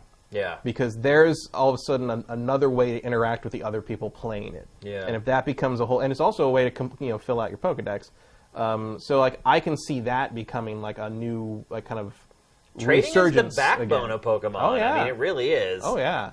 I mean, you're never going to catch them all. Though one person did catch them all already. Well, and if you suddenly have a situation where not only can you say, like, hey, are you playing? Yeah, have you seen anything good? Oh, there's an Onyx over by the drinking fountain. Like, and what if you add that other level of, like, is there anything you're looking for? Yeah. And, like, you can kind of negotiate that trade. Like, that gives you a whole nother reason to talk to people. It really does. Like, that changes the game tremendously. So I'm interested to see what happens when that update happens. Yep. So I knew this game was going to be big. I seriously never dreamed it would be this big. Like, not this huge. I mean, I don't think there's any way Nintendo... I didn't expect it to cross age lines the way it does. Yeah. The irony about it is that Apple will make more money off Pokemon Go than Nintendo. Oh, Apple must be thrilled. Well, Apple, they said, will make $3 billion in the next 3 years on this game, just from skimming the 30% off the top. Yeah. It's crazy. Oh, man. So, don't want to spend too much more time on this. Obviously, if you guys haven't played it yet, Japan still doesn't have it, by the way. No. Isn't that bizarre?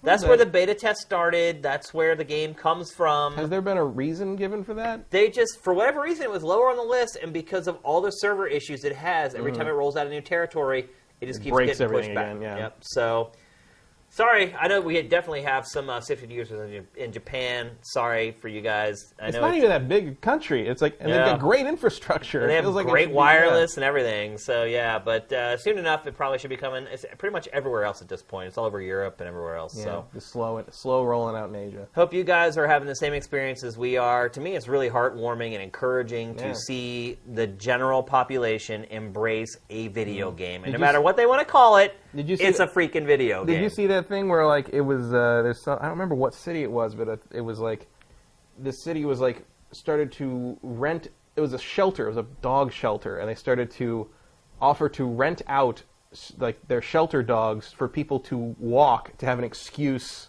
to be playing Pokemon Go.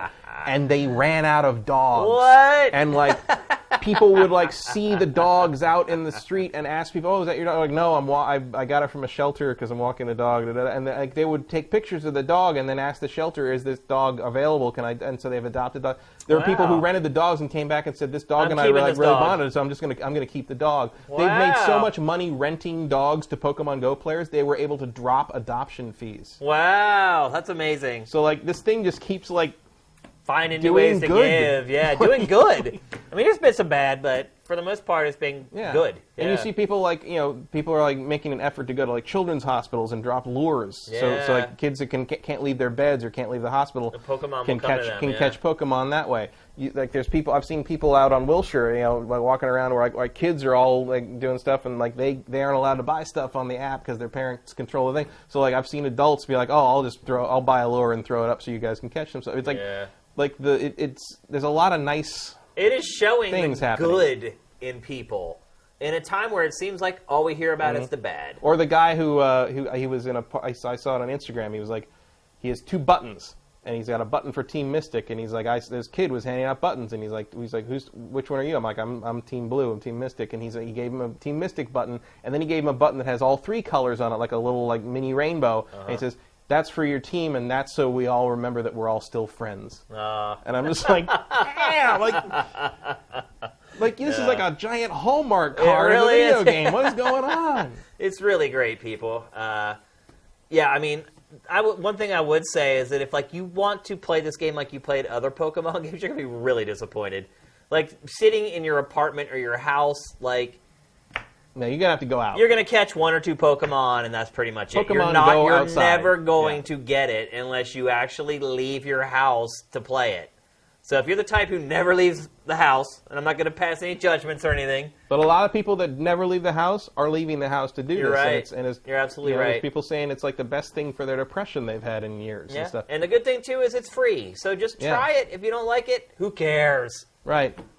Whatever. You didn't pay anything for it. Just like we used to say about that, what was that game, RuneScape? Or Rune something? It was like a kind of an MMO back in the day. It was like a free-to-play thing. And people would constantly email XPlay asking us to review it. And we're like, why? Just play it. It's free. You try it for yourself. It is weird reviewing free-to-play games. It's like, just decide for yourself. Give it a shot. Why not? There's really no reason. Yeah, so it'll be interesting to see how this evolves.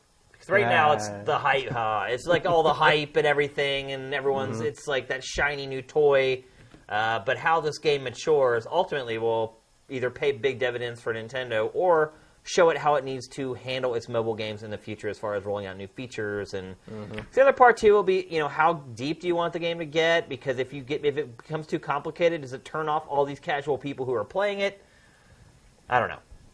It's an interesting experiment, but so far so good for Nintendo and Niantic. Lucrative experiment. Yeah, they're making money by the bushels, and Nintendo could use that right now with the way the Wii U is going, and the 3DS for that matter. So, also, imagine if they use this as some kind of tie-in or marketing push or like ad push with the NX.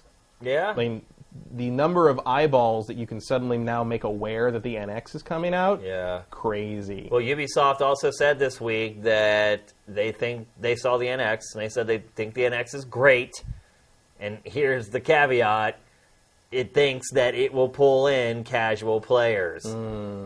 So, how do you take that? It could, if it's Pokemon Go type bringing casual players, I'm all for it. If it's a bunch of mobile games that appeal in real simple games, then there's like 1 analog stick and 2 buttons. I don't know. We'll see. We'll see. Hopefully we'll see fairly soon. We shouldn't have to wait too much longer, man. Holy cow. You would think that, like, any day now we should find out what the NX is. So, But we know when we're not going to find out, it sounds like, in our next topic. Yep. That's absolutely right. Nice segue. So, Gamescom has really risen over the last, 3 or 4 years. Huge. To become bigger than E3. On pretty much any scale that you want to measure it on. Attendees, yes. Announcements, yes. Well, close on announcements. Par. On par. Games shown for the players to play. Dominant. Variety of games. Dominant. I mean, it is pretty much taken over as the world's biggest video game convention. Except this year. So, last year, we already know, Sony pulled out of Gamescom, did not do a press conference. It was there, just didn't do a press conference. It ended up doing something big at Paris Games Week instead. Xbox was at Gamescom last year. This year, neither Microsoft nor Sony will have a press conference at Gamescom. Matt, what do you think this means? It means they got nothing else to say. You think? I guess. I mean, they're going to show what they showed at E3. And remember, we were talking after E3 when they didn't show Neo that, they're saving it for Gamescom.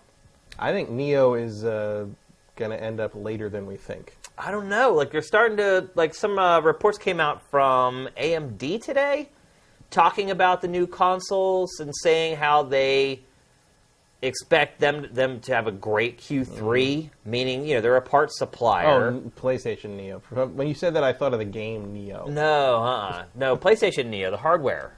I don't know. I kind of expect that to be somewhere alongside PSVR, frankly. Well, PSVR comes out in October. Yeah.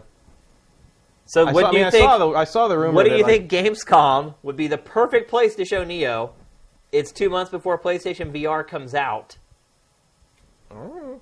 So does that mean now that Neo, we're not going to see it until after PlayStation VR comes out? Because it seems to me that the most logical assumption, and assumptions, you know how those are, would be that you'd want to release a more powerful hardware when you put out your head-mounted VR display, so that people have the opportunity to have as pure and good an experience as possible on PlayStation VR.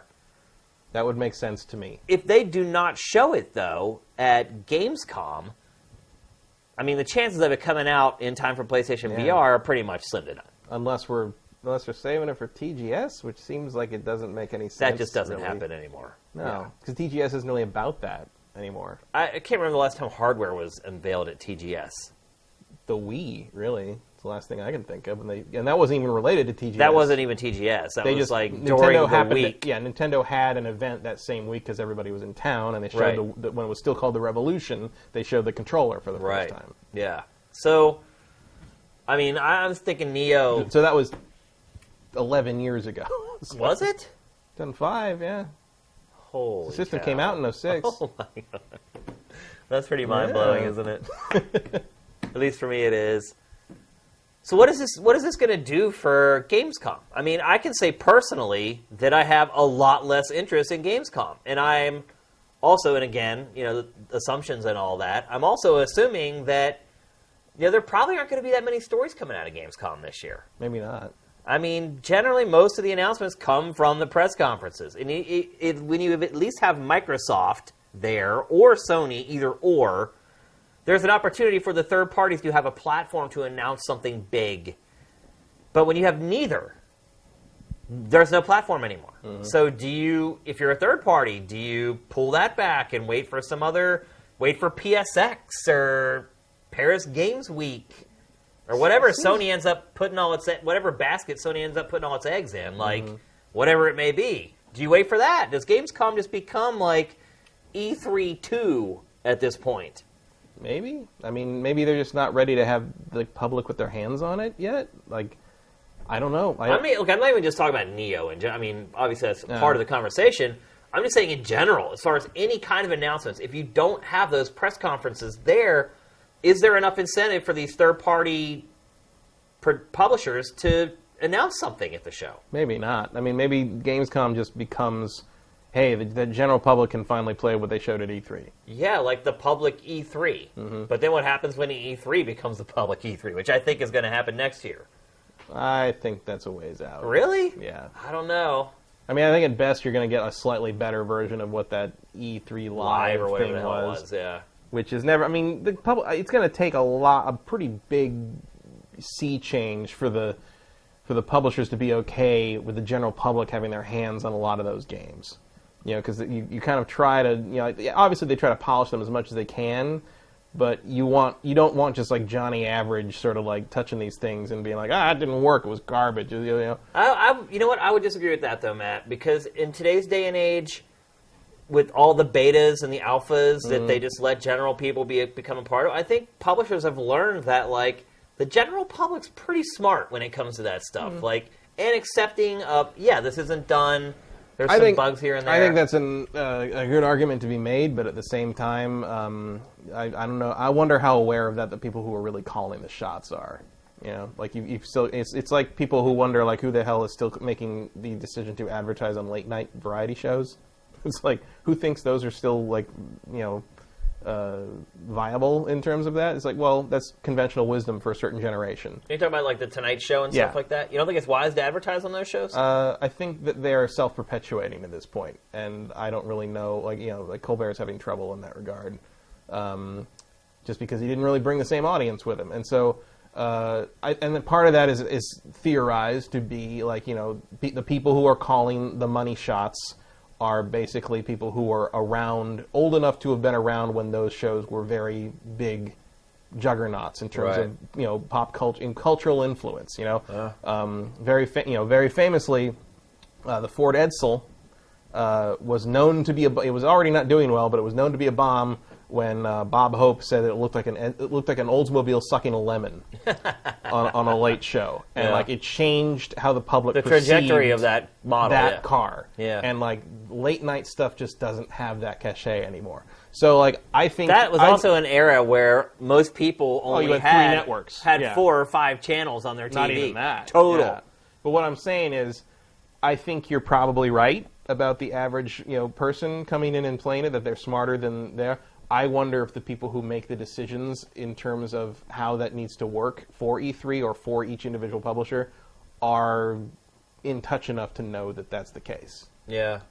There's always been sort of this feeling of like, well, don't let the public touch it kind of thing. Like that. I wonder how far. I feel like that's completely melted away. It's melting away a little bit in terms of like EA at E3. It didn't have a press conference. Instead, it did the fan event where people could come in and actually play the game. Yeah, which was obviously better than E3 Live. And it was smart. I mean, right now, YouTube is flooded with Battlefield 1 videos. Flooded. Because it let all those influencers come in and play it and capture, not only that, capture footage while they're playing the game. They all leave and all go to their YouTube channels and start posting Battlefield 1 galore. And it's worked. Like, the game, I mean, the way our back end works, we see everything coming in that all these YouTube channels are producing. And it's just Battlefield 1, Battlefield 1, Battlefield 1. Like, literally, like, since E3, I would say Battlefield 1's made up 30% of everything that's coming into our admin. Is it going to beat Call of Duty? Oh yeah, as far as content being put out for it, it's destroying Call of Duty, because Call of Duty still adheres to that old idea. But do you think it's going to outsell Call of Duty? No, I don't think so. I don't even think it'll be close, to be honest with you. I think it'll still destroy. I think Battlefield 1 is going to do great. Yeah, but I would have said maybe if Call of Duty hadn't had a really great E3. If what was shown of the game was kind of what we saw the first time, and people were like, oh. But that wasn't the case. Like, pretty much everyone freaked out over what was shown of Call of Duty. So I feel like all those fans are going to buy it. I think Battlefield 1 will probably be the best-selling Battlefield ever, though. I would say that much. I mean, Battlefield 4, I don't know. It ultimately ended up being a really good shooter, but out of the gate, it was deficient in so many different areas. We'll hope that this one launches properly. Yeah, I mean, that's the other thing, too, is that DICE has had some rough launches. Yeah, I mean, not only that, it could have a really crappy campaign again, like Battlefield 4 did. Remember watching all the trailers for Battlefield 4's campaign, everyone was like, oh my god, a whole building explodes and falls on you, but then you go and play it, and it's just like, these dead-eyed hacks like following you around in battle. So, I mean, they have not proven that they can make a great campaign. At the same time, what's the relevancy of a campaign in a shooter anymore? Look at Overwatch. Yeah. No campaign, nobody cares. Because people get it now. They realize, like, if I can find a multiplayer shooter I can play for a long time, who really cares if there's a campaign? It's a nice bonus, but no matter what, I'm going to get my $60 worth out of this game if I play it for 2 months, play multiplayer all day. So the times they have changed a little bit. And so I do kind of feel like Gamescom, bringing it back around, is kind of primed to be the next E3, or what E3 should be at this point already. Because all the publishers are heading that direction. And Pachter talks about it this week on Pachter Factor about EA and how he felt like EA has a responsibility to the industry. Because without the industry, there is no EA. And he felt like EA was very selfish to not do a press conference and leave the show, or to leave the show floor and do its own press conference with fans instead of being a part of E3 proper. He said it's great for them in the short term, but if you think about the long-term health of the industry, it's a bad decision because they can do great, but if everyone else isn't doing great, it doesn't matter how good EA is doing because they don't even have a platform to put their games on. So I feel like Gamescom is in the right direction. It is what the industry is probably ultimately going to turn towards, which is why it was really shocking for me to see that neither of the big two are doing a press conference at the most important event. And, by the way, neither has really announced big fan events either. Microsoft has announced a couple things. All Sony has really said is that it's just not doing a press conference at Gamescom. So I was really disappointed to hear this. I feel like Gamescom had all this momentum. Even last year when it was only Microsoft, I felt like it still had a lot of, for a show that comes so soon after E3, I felt like it still had a lot of relevant stories and a lot of juice. And I wonder if this year, if that's going to be the case. So I don't know. I was disappointed to hear about that. But, maybe I'm wrong. Maybe the publishers do announce stuff on their own. They don't do that very often. Usually they wait for the big audiences, all the eyeballs on the big press conferences. But if they're not there and they already have their marketing strategy laid out, it may be inevitable that they would announce stuff anyway. But I would not be surprised if it really is just, if you're lucky, here's a new piece of gameplay from this game. I wouldn't even be surprised if they're just sloughing off the same demos that they showed at E3, to be honest with you. Because they're still recycling those, by the way. Oh, yeah. Like, those publishers are still putting out content from E3 from their, side stage or their live streams that they did. Well, it's also, last year, I think, the Horizon Zero Dawn demo for Gamescom was just the full demo they did behind closed doors at E3. Yep. And it's like, if you have it built and some people, the general public hasn't seen it, why not? Yep. I would not be surprised. Saves the developers some time that could be spent on the actual game. That's true. Yep, we'll see. Like I said, Gamescom coming up in August, so just next month. Let's move on to the next topic. We're going to go retro for this one. So, while we were away, Nintendo announced a brand new miniature NES console. Little dinky thing that sits in your hand, comes preloaded with 30 classic games with no ability to upgrade it. You can't download more games for it at all. It is a completely closed system. First of all, Matt, did you buy it? No. You didn't? No. I thought you might just buy it as a collector. Nah. No? Nah. They're sold out on Amazon already. Yeah. Literally sold out. All their stock gone already. Most of the stuff on that thing that I would want, I already have on the Virtual Console or the actual game. I don't think that people are buying this, though, because they want to be able to play the games. Maybe not, but also doesn't have Contra on it. Yeah. That's a pretty big omission. No Contra, but it does have Super C. What's that? Yeah. No Contra, but you have the sequel on there? That bothered me. Yeah. I don't know why. I don't know why that bugged me so much. But it's $40. You get 30 games. You're paying $1 per game, basically. Yeah, it's fine. I don't care. I got no more inputs. Anyway, so it's cool. If you're into it, great. It looks way better than the Sega equivalents because all the Sega stuff they've done. I know that they're officially licensed, but the emulation's always terrible and the sound is always wrong. I know what the Genesis sound should sound like, and even the rings on the Sonic games don't sound right on all those little 40-in-1 Genesis whatever things. That never. But I know Nintendo wouldn't let something like that through. I'm sure this is perfect emulation. I'm sure it's the Virtual Console stuff just adapted.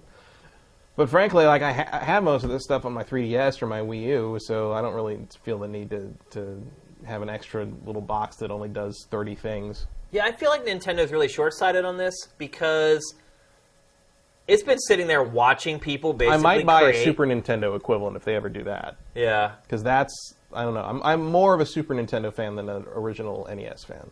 Well, Nintendo's been sitting there watching all these third-rate companies create micro consoles that play Nintendo games. So it's finally decided to do it itself. I understand where the initial thought came from. It's like, wait a minute.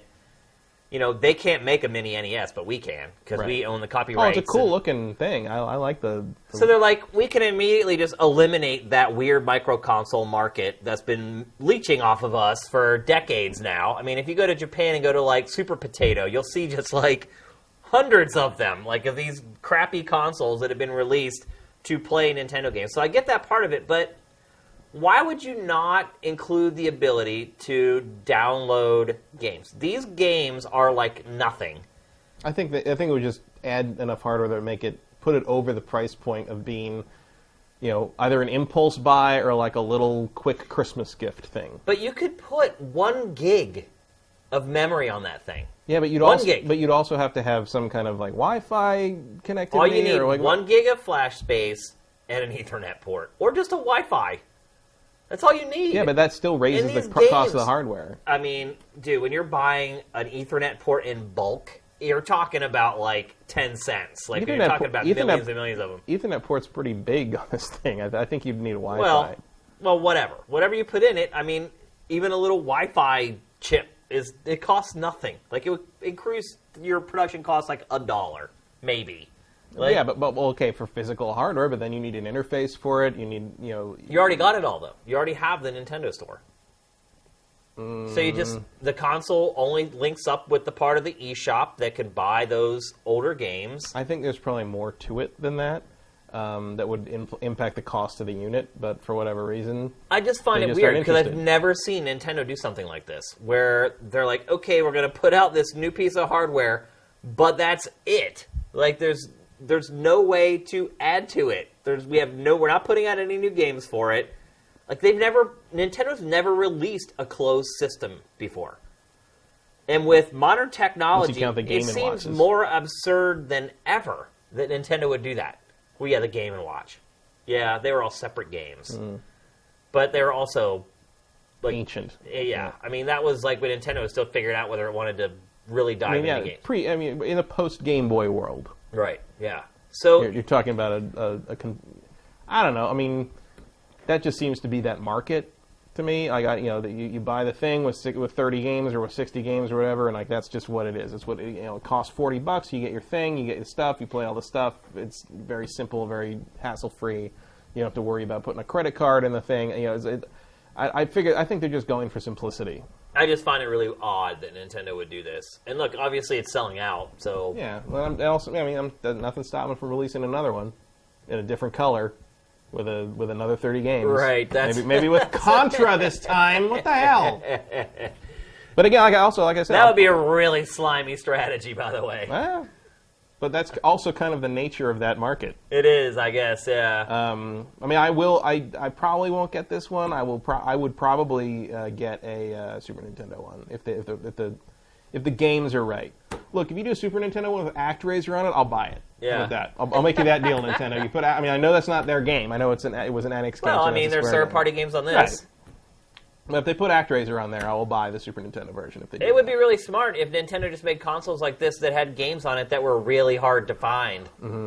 I mean, that would probably be the smartest strategy. Well, the other who really needs another Super Mario Brothers? Well, the other question of this is like in terms of like why can't you add more games to it? It might be that this kind of thing is very much a linchpin of the NX strategy, and they don't want to undermine that. That would be bad.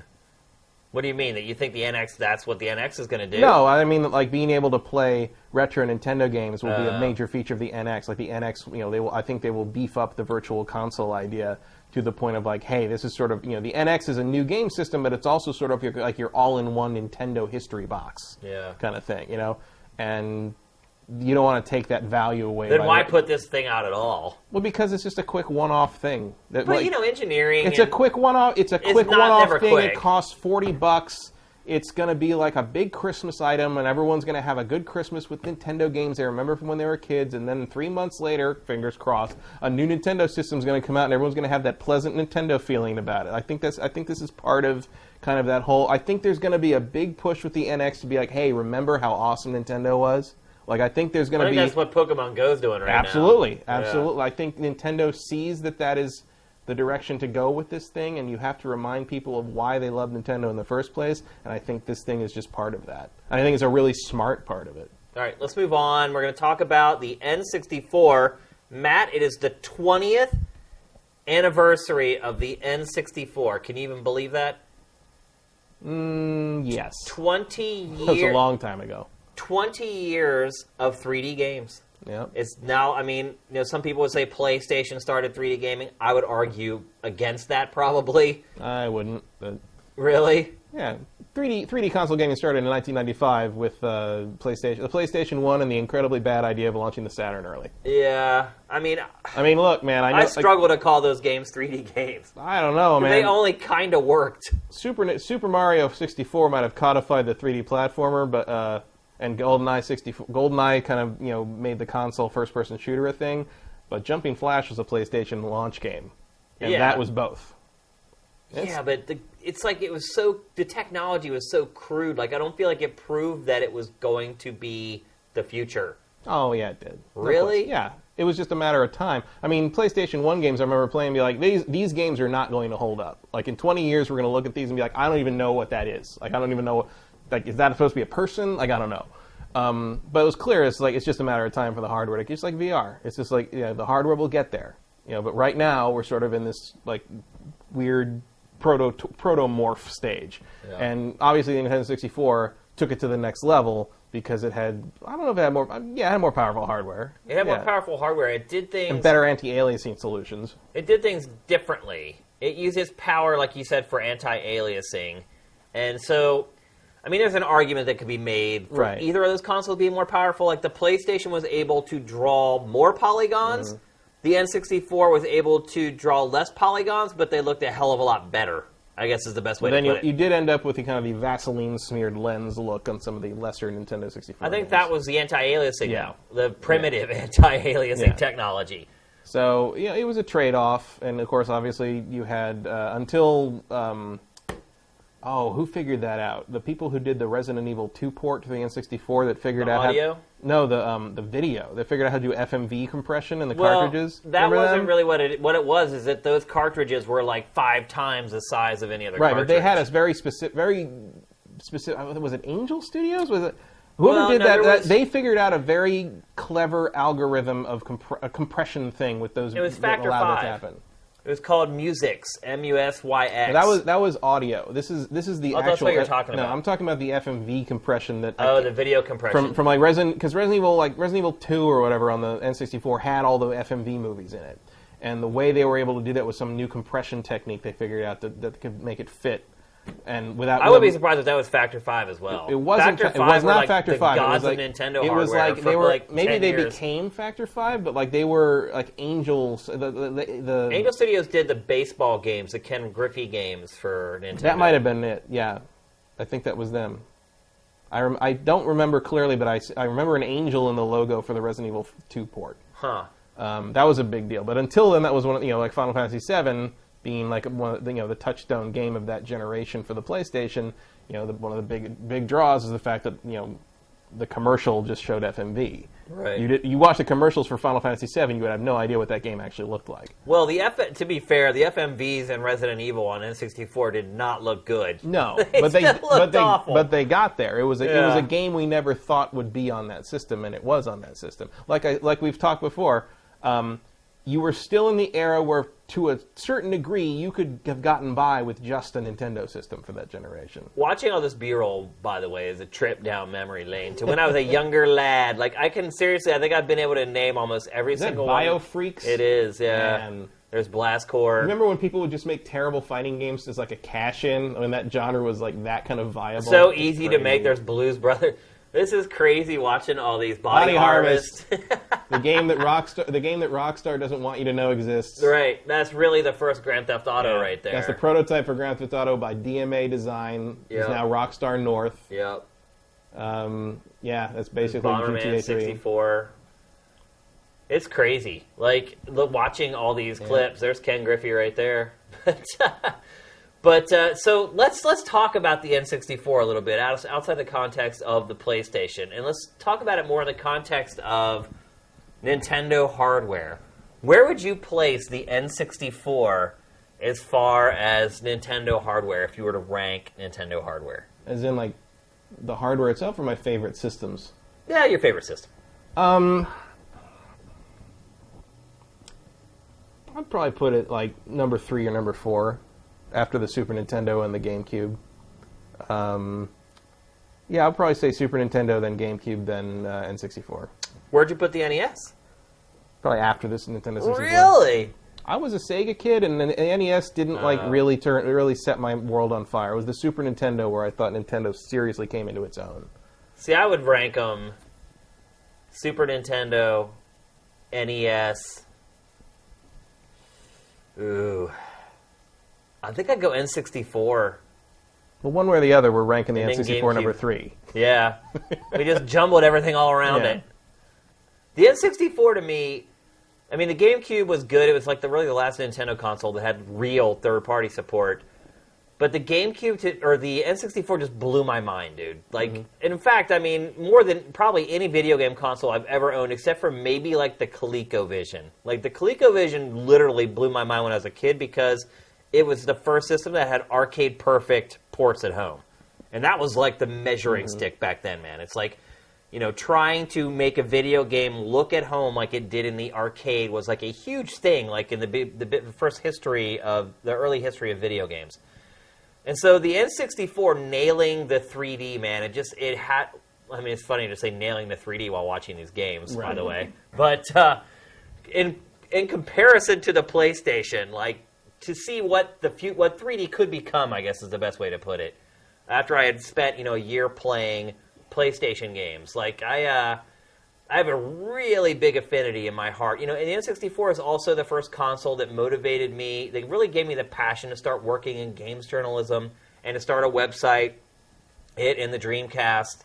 They definitely have a special place in my heart. So, probably looking at it realistically, you'd probably say the GameCube had a better software library, ultimately. But there's just something about the N64. And I think another part of it, too, is that it was really the first console that got, like, multiplayer. Multiplayer was huge, man. It had 4 controller ports on the front. That's a big deal. Like, I think this was the system that convinced me that I actually did like multiplayer games besides just fighting games. Playing Mario Kart with 4 players, playing GoldenEye with 4 players, like that had just never happened before in video games. I think I've played mainly GoldenEye and San Francisco Rush. We played the battle mode in Mario Kart 64 just literally hundreds of thousands of times. We never got tired of it. We played the same map every time. Block Fort. I remember once we played F-Zero. We played F-Zero on the N64 until the sun came up. Yeah. I did that a lot with this system. I literally played the living crap out of my N64. Part of that is just never broke, never buckled, never anything.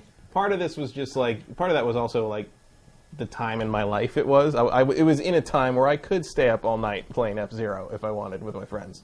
There it is. There's F-Zero.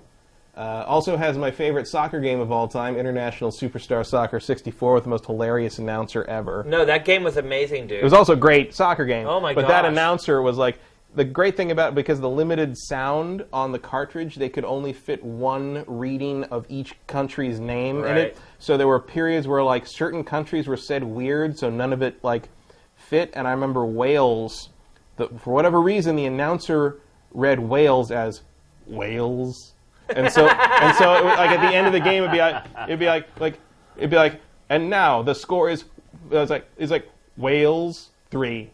And like poor old Wales has lost the game. And then the other great thing was England, for whatever reason, he says England as England. So it was like today today's matchup is England versus Wales, and it's just like, and there's also all these weird old things. Like one of his lines is my favorite lines. Was every once in a while, like a couple lines would match up perfectly, and there was one where it was like, if you left the goal box for the goalie to get the ball, he would say, "The goalie has come out. A brave decision by the keeper." And I'm just like, yeah, well, I mean, it's the 90s, dude. I mean, that series ultimately is what became Pro Evolution Soccer. Right. I mean, that was like it was a great playing soccer game. Oh, it was. It was better than any FIFA. Although FIFA World Cup '98 was pretty damn good too. But I highly recommend looking that game up on YouTube or something just to hear the announcer, because it was just endlessly entertaining. Yeah. I just have a lot of fond memories of playing the N64 by myself, with friends. I mean, there's all those great 3D platformers that I played the living crap out of. I think the thing certainly deficient in a lot of genres as well. Yeah, but I think the thing that I usually associate with the N64 is scale. For the first time, I would say, in console gaming, scale. Where, like, you had games like, Body Harvest, for example, Jet Force Gemini, but also, like, Mario 64 had it, where you had these big levels you could run around. All the rare stuff, Banjo-Kazooie, Banjo-Tooie, Donkey Kong 64, which I hated, but it still had the scale. Yeah. It was just like a game. It was a system, one of the first systems that really felt like it put you in a large place to play around in. And like I think always about something like Banjo-Tooie, how big those those levels were too big. I thought Banjo-Tooie was too big. But you know what though, like Body Harvest, Banjo-Tooie, really they were like the precursors of like the open world game, where you just have this huge sprawling area to navigate in and take up challenges in. Like it set a lot of new paradigms. Like it just in a lot of ways, the N64 I feel like is really underappreciated. Dark Rift. Yep. Yep, it's crazy, dude. Man, NFL Quarterback Club. I think that's Madden actually. But there was only one Madden ever on N64.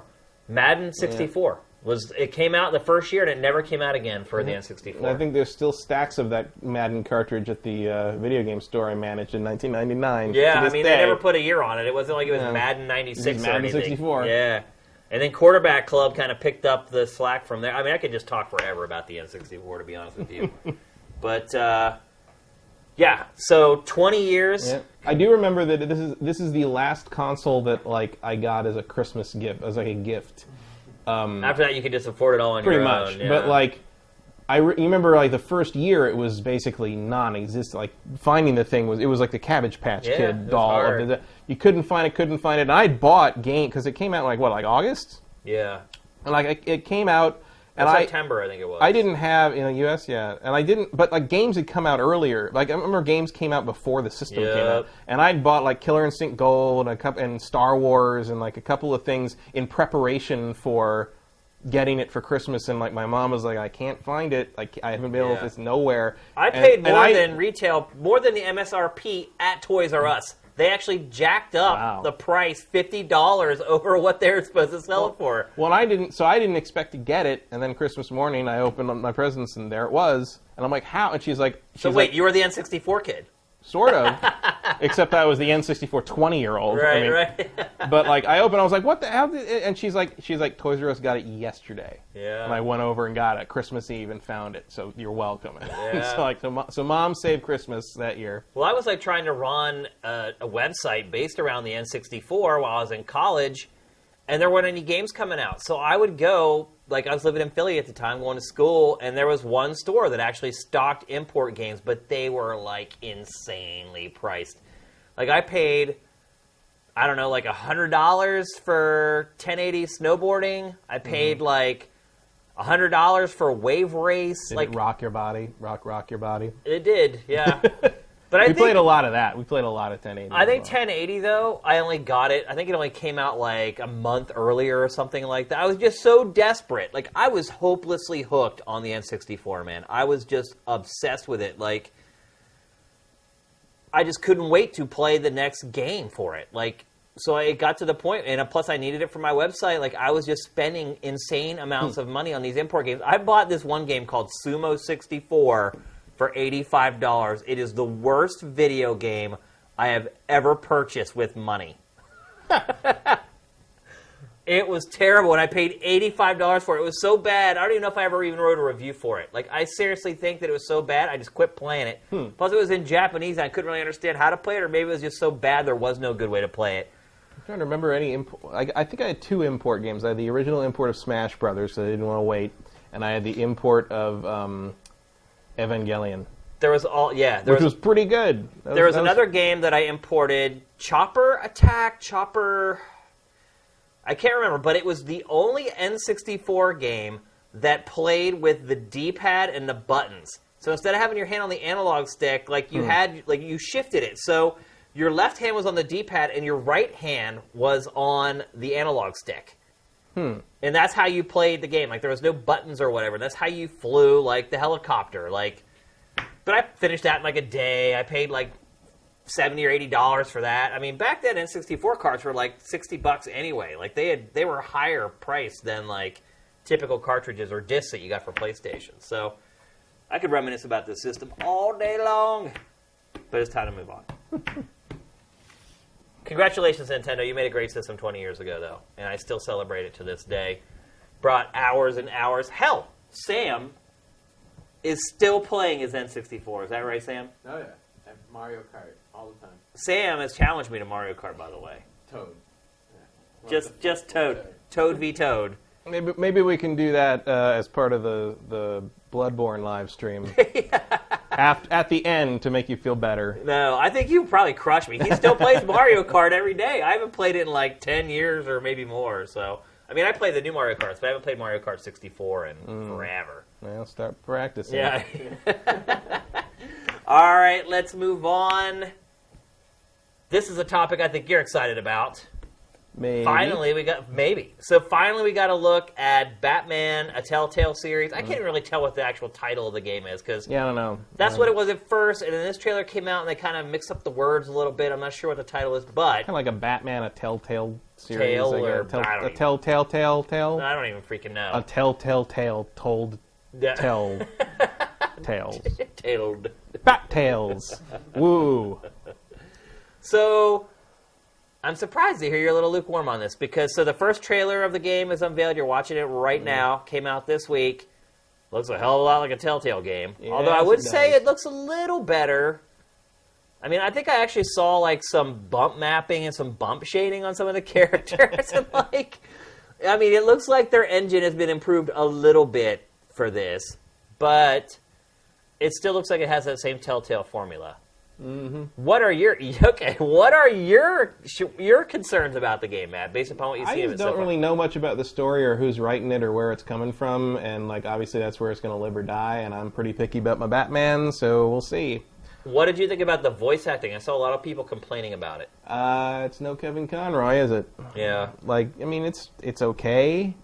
And, Telltale does have good voice directors, so, I'll wait until kind of the final product and see how it all kind of comes together. But, I mean, we're coming off of, the Arkham games with, the best Batman ever. And I say that ever. Kevin Conroy is the best Batman in any medium ever, period. And, why would they not hire him to voice this? It's too expensive, probably. It's Telltale. They have plenty of money. And where's their new engine? Well, I think that they're just on such a schedule that they don't have time that's possible. To completely scrap it and make a new one. I don't know. I just, I'll play it. I'm interested. But what was the villain that they mentioned in this trailer? I don't know. Oh, they mentioned his name. I'd never heard of him before, and I wanted to ask you who he was. Maybe somebody in chat will remember. I must have missed that. They do mention a bad guy or a nemesis or something in there, and I was like, who the heck is that? I didn't even, I did not recognize the name at all. I don't know. I watched some of it. I only paid half attention to the trailer, really. It's not. I'm a Batman fan. I figured you sit there with your face 3 inches from the screen watching that thing. The whole time I'm watching it, I'm wondering what you'll think about it. I like Telltale games, but they don't really do much for me. Yeah. I generally get them for $5 in a Steam sale 2 years later. Are you going to do that with Batman, though? I might. Really? I'm gonna wait and see what reviews of the first episode are. I also don't tend to buy episodic games until all the episodes are out. And the game that taught me that lesson was Kentucky Route Zero, which just put Act 4 out after posting in November, almost done. I look forward to seeing Act 5 in 2024. Yeah. So, I just like to wait until the whole thing's out. I like to play them all at once. I did the same games. It's like it sucks. It's like some people like to binge watch TV shows instead of watching them, waiting a week in between. And I did episodes. the same thing with Life is Strange. I didn't even play Life is Strange until like 2 weeks before we did our best of show, and I just plowed through it. So that's just how I prefer to do these things. Will you really resist with Batman though? Yeah. Probably. Really? I'm surprised to hear that. Maybe I wouldn't resist if it played like an Arkham game, but if you want to tell me like a digital story with Batman, I'm gonna, unless people come back and be like, oh my God, it's the best Batman thing I've seen in forever, and I can't even imagine a better Batman story being told in a digital world. Are there no rumors about the story or anything floating out there? I don't know. I haven't really been paying attention to it. This seems like something they would show at Comic-Con, right? Yeah, you would think. Seems like in the next couple of days we should be getting more information about this. Maybe. I mean, I would be surprised. It is Comic-Con. So have they said anything? Will the whole thing be out by the end of the year? Is that because I the think first that one's was in September, the goal. right? The first episode comes out in August. August. Yeah. Okay. Yeah, they kept this thing under wraps, but they did the same thing with Minecraft Story Mode. I mean, they were like, "Hey, here's Minecraft Story Mode. Next episode in 2 weeks, and by the way, here's like the next 3 in like a month." Like, It seems like Telltale waits till it has pretty much everything done before it announces anything. A couple people backing me up in the chat, I think, there. About what? Just like Nolan Elric, a big a Batman fan as anyone, and I don't much care about this Telltale game. If I want a good Batman story with no gameplay, I'll read a comic. Has anybody mentioned the bad guy that they talked about? No, not yet.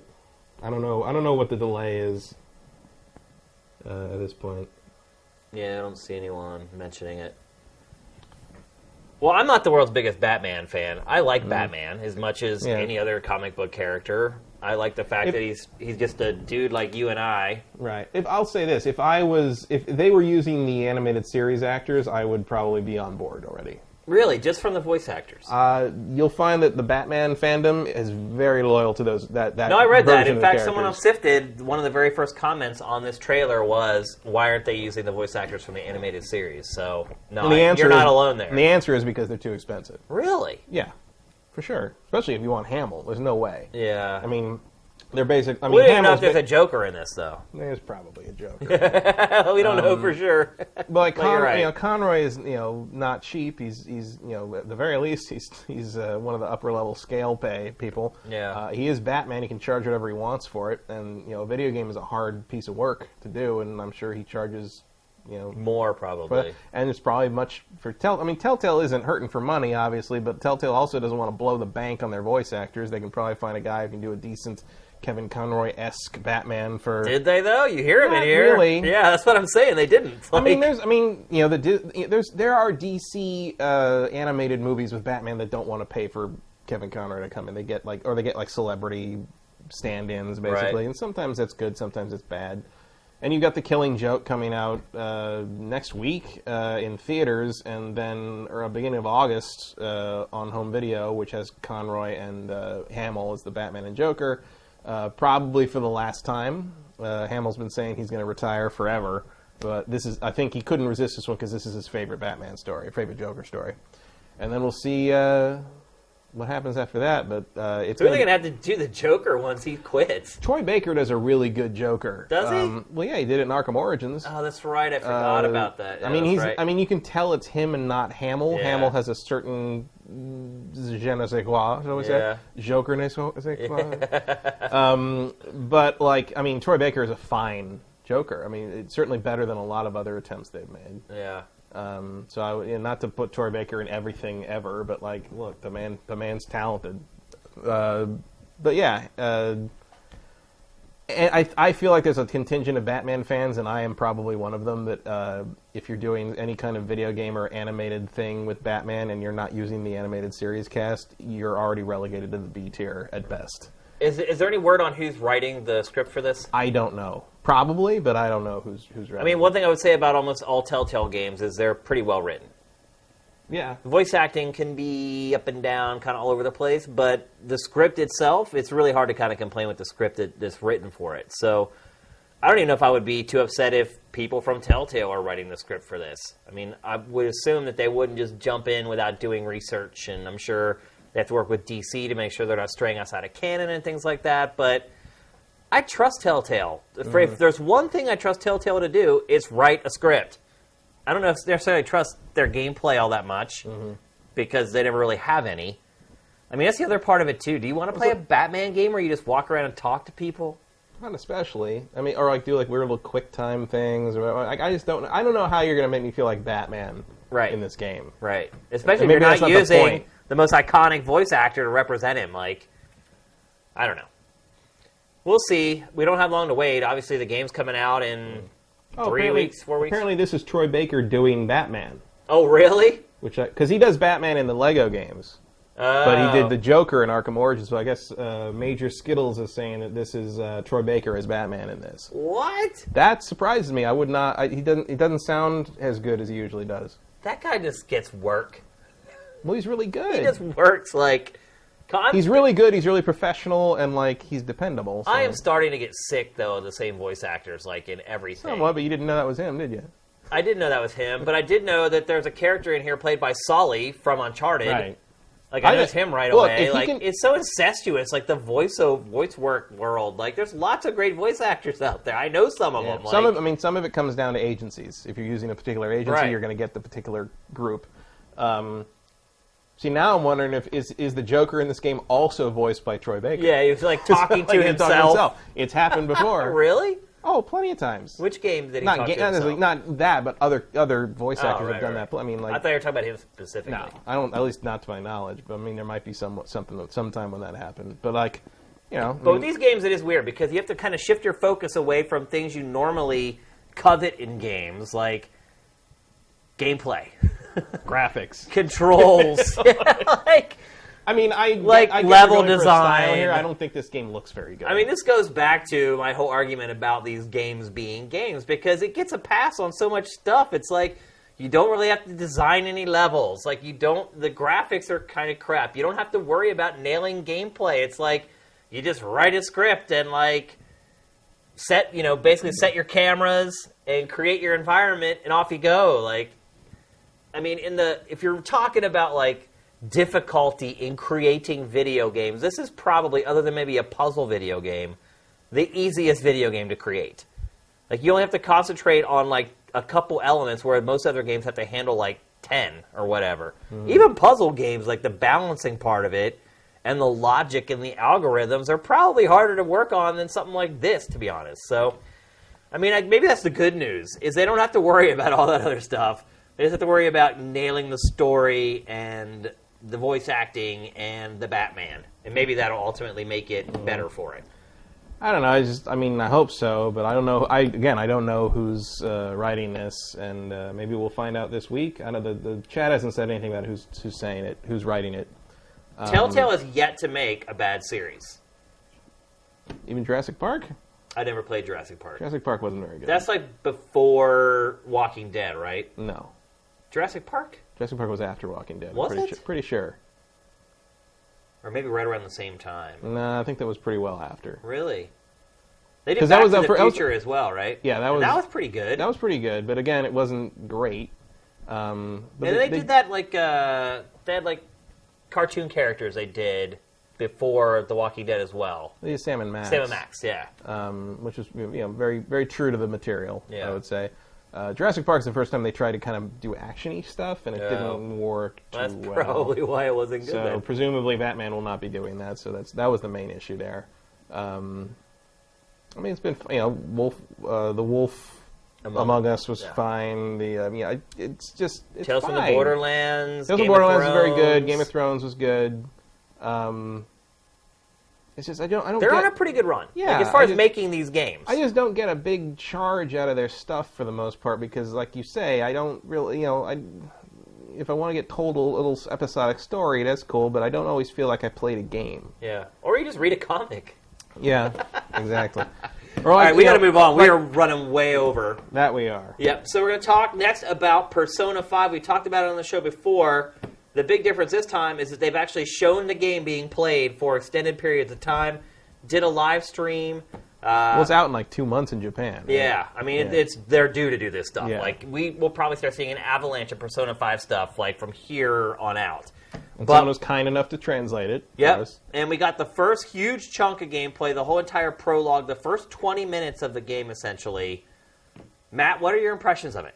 Sure is Persona. Yeah. I wonder how many hours it'll take before this game gets going. Yeah. It does start slow. Yeah, I mean, they all do. Yeah. I mean, arguably Persona 4 has a 10-hour easing in period. I mean, it looks nice. It does that anime thing now where like everything sort of looks like it's kind of hazy and bloomed out. It almost looks like what you're talking about. Yeah, it almost looks like when you get out of a swimming pool after being in it too long, and like the chlorine is like blurred your vision. Yeah. I find that happens all the time in a lot of these anime things these days, and like it's like, what is everyone supposed to be in a steam room? Like, what is this? Like, why is everything so blurry? Does the cameraman does J.J. Abrams taking over this place? What's going on? I honestly think, and I know people are going to hate me for saying this, but I honestly think they should just get rid of the anime. Like, the in-game graphics look so freaking good. Like, I feel like there's no reason for them to use, like, hand-drawn anime sequences anymore. I feel like it's probably faster to have some other an animation company doing this rather than having to spend the time in dev to... There's a lot of real-time cinemas, too, There is. But most of those, I think you'll notice, tend to be much more static than what you're seeing in there. But, I mean, look, the in-game visuals look... Oh, they look great. Amazing, yeah. I mean, from that shot, it's hard to tell that it's gone out of the anime. It does do the thing that I don't really like a lot of the time, and I obviously don't know if it's used well or not here yet, except I hate the thing that a lot of games and shows and movies do these days, where you start in media res. Here's what I hate. Like, it's like where you have to like wait and hit a context-sensitive button to jump. That's that's not going to happen very often. It's that's just basic JRPG thing. There, you're not going to be doing platforming sections in this game. But like it does this thing where sure? Yes.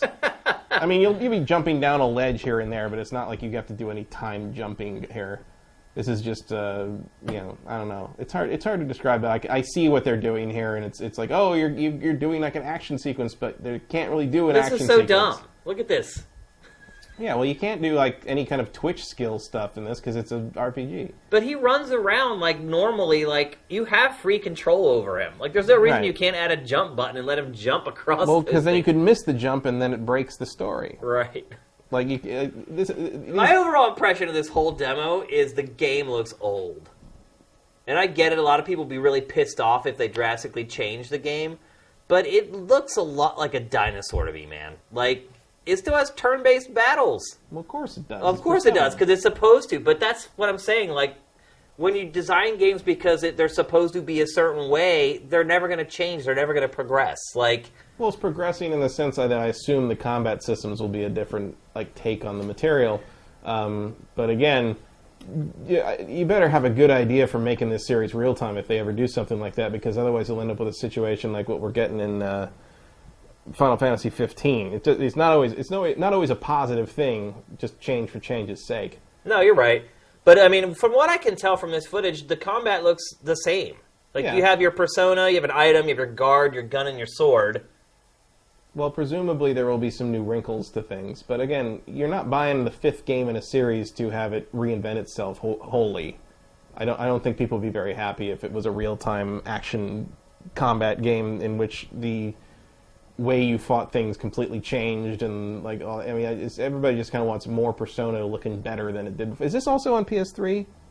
Yeah, I believe it is. Yeah. That might be one reason why it's not maybe up to the snuff where we might have been expecting in that regard. I think the visuals look fine, man. I love the art style. I think technically it's fine. I like the UI design more than anything. Yeah, I love that too. I think it looks really cool. Looks like there are dialogue trees in the game. Very simple ones. There's always binary decisions. Yeah, there's always been stuff like that. Usually they mean nothing. It just determines what the next line that's said to you will be, and then everything goes on as normal. I mean, it looks exactly like what I thought it would look like. I am certainly not dissuaded from playing it in any way, sense, its shape, or form. I don't like it when these big stories when you do the whole thing. Oh, we're going to start in the middle of the action, and then someone's going to ask you, like, how did you come to this point? And then you're going to flash back to back when everything was mundane. But it's like this section is stealth section, where you're like tapping a button to go from cover to cover, like. I don't know. I know there are huge, huge fans of this series, and they would freak out probably if they changed anything, but... Not really any different from Gears of War when you think about it. point the thing at the thing, hit the button, he runs over there. No, you aren't doing anything here, though. You're just literally just hitting circle to go from one cover to the next. But like that's not the point, though. You know, it's a way to kind of like get you involved in like, oh, you're involved in what's happening in this action sequence. But like you're not. It's not trying to be an action game. No, I didn't say that. I just think it. Again, what I was saying is it feels old. It feels like the way games were made like 15 years ago. But I think that's also part of the appeal of this series is that it's still, you know, like I Am Setsuna. It's like it's a flashback to kind of how they used to be. There's a retro appeal to the Shin Megami Tensei games that I think. Yeah, but what I found funny about the I Am Setsuna reviews and a lot of people on podcasts is that people were saying, I'm very glad that this has gone back to this old school JRPG, but they played it too safe. AKA, I don't really like old school JRPGs anymore. I mean, that's what they're kind of saying, like, in a veiled way. Well, without coming out and saying, you know what, old school JRPGs feel dated. Well, that's the funny thing about, because didn't you curate something about, like, the survival guide for I Am Setsuna or something like that? It was like a beginner's tips thing. I don't know. I definitely saw that today. I'm pretty sure I saw it through Sifted, but it was like it's like here's what you need to know if you aren't like versed in classic JRPG lore for like if you're going to start playing I Am Setsuna. And I read, because I haven't played that game yet, and I read through it, and there's a bunch of stuff like, oh, they brought back tents. You may remember that from this, and then you have to make sure this doesn't happen. You make sure, and there was like all these things about like, oh, this is like classic old JRPG stuff. You know, this will kill you if you don't do this right. You got to remember not to use all your items before you use the boss. If you run into a save point, you got to make sure the save point means the boss is coming up. And I'm like, oh yeah, oh classic. Whew, that doesn't sound like fun. You know? Yeah. Because it sounds like it's a hard as nails, like, you know, no quarter asked, no quarter given JRPG experience. Yeah. And on the one hand, I'm like, oh, that's a cool, like, kind of nostalgic thing. And on the other hand, it's 3 p.m, and I don't have time for that right now. Yeah, to your point earlier about, you know... I don't think Persona 5 is going to go that far in that direction. Yeah. But, like, that's an appeal, I think, to the fans of the series. Yeah, I agree. And I think that's why they like it. But, like, to your point, though, about, you know, these games, people expecting them to stay the same... I mean, do you think, like, in 15 years from now, when Persona 8 or Persona 9 comes out, it's going to be just like this game? Just like it? No, I think it'll look a little better. Right. But you think gameplay-wise it'll be like this? I mean, at some point they have to try to change it a little bit and bring it to the modern age.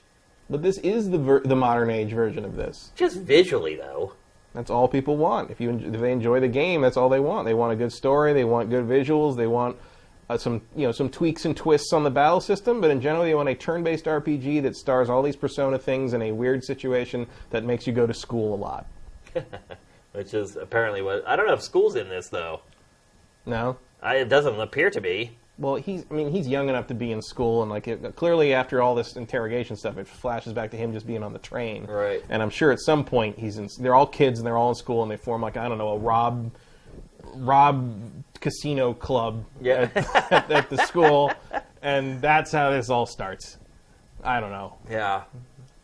I don't know. All I would say is after seeing this gameplay, the prologue, I am less excited about this game than I was. And I do get it. You know, Persona has stayed the same all this time, but I really thought there might be like a little bit of a change, like...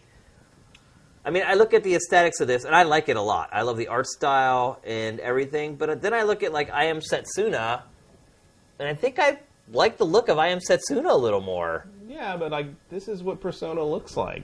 This is what it is. I mean, this is Persona. Like, if you're not into that, you're not into Persona, frankly.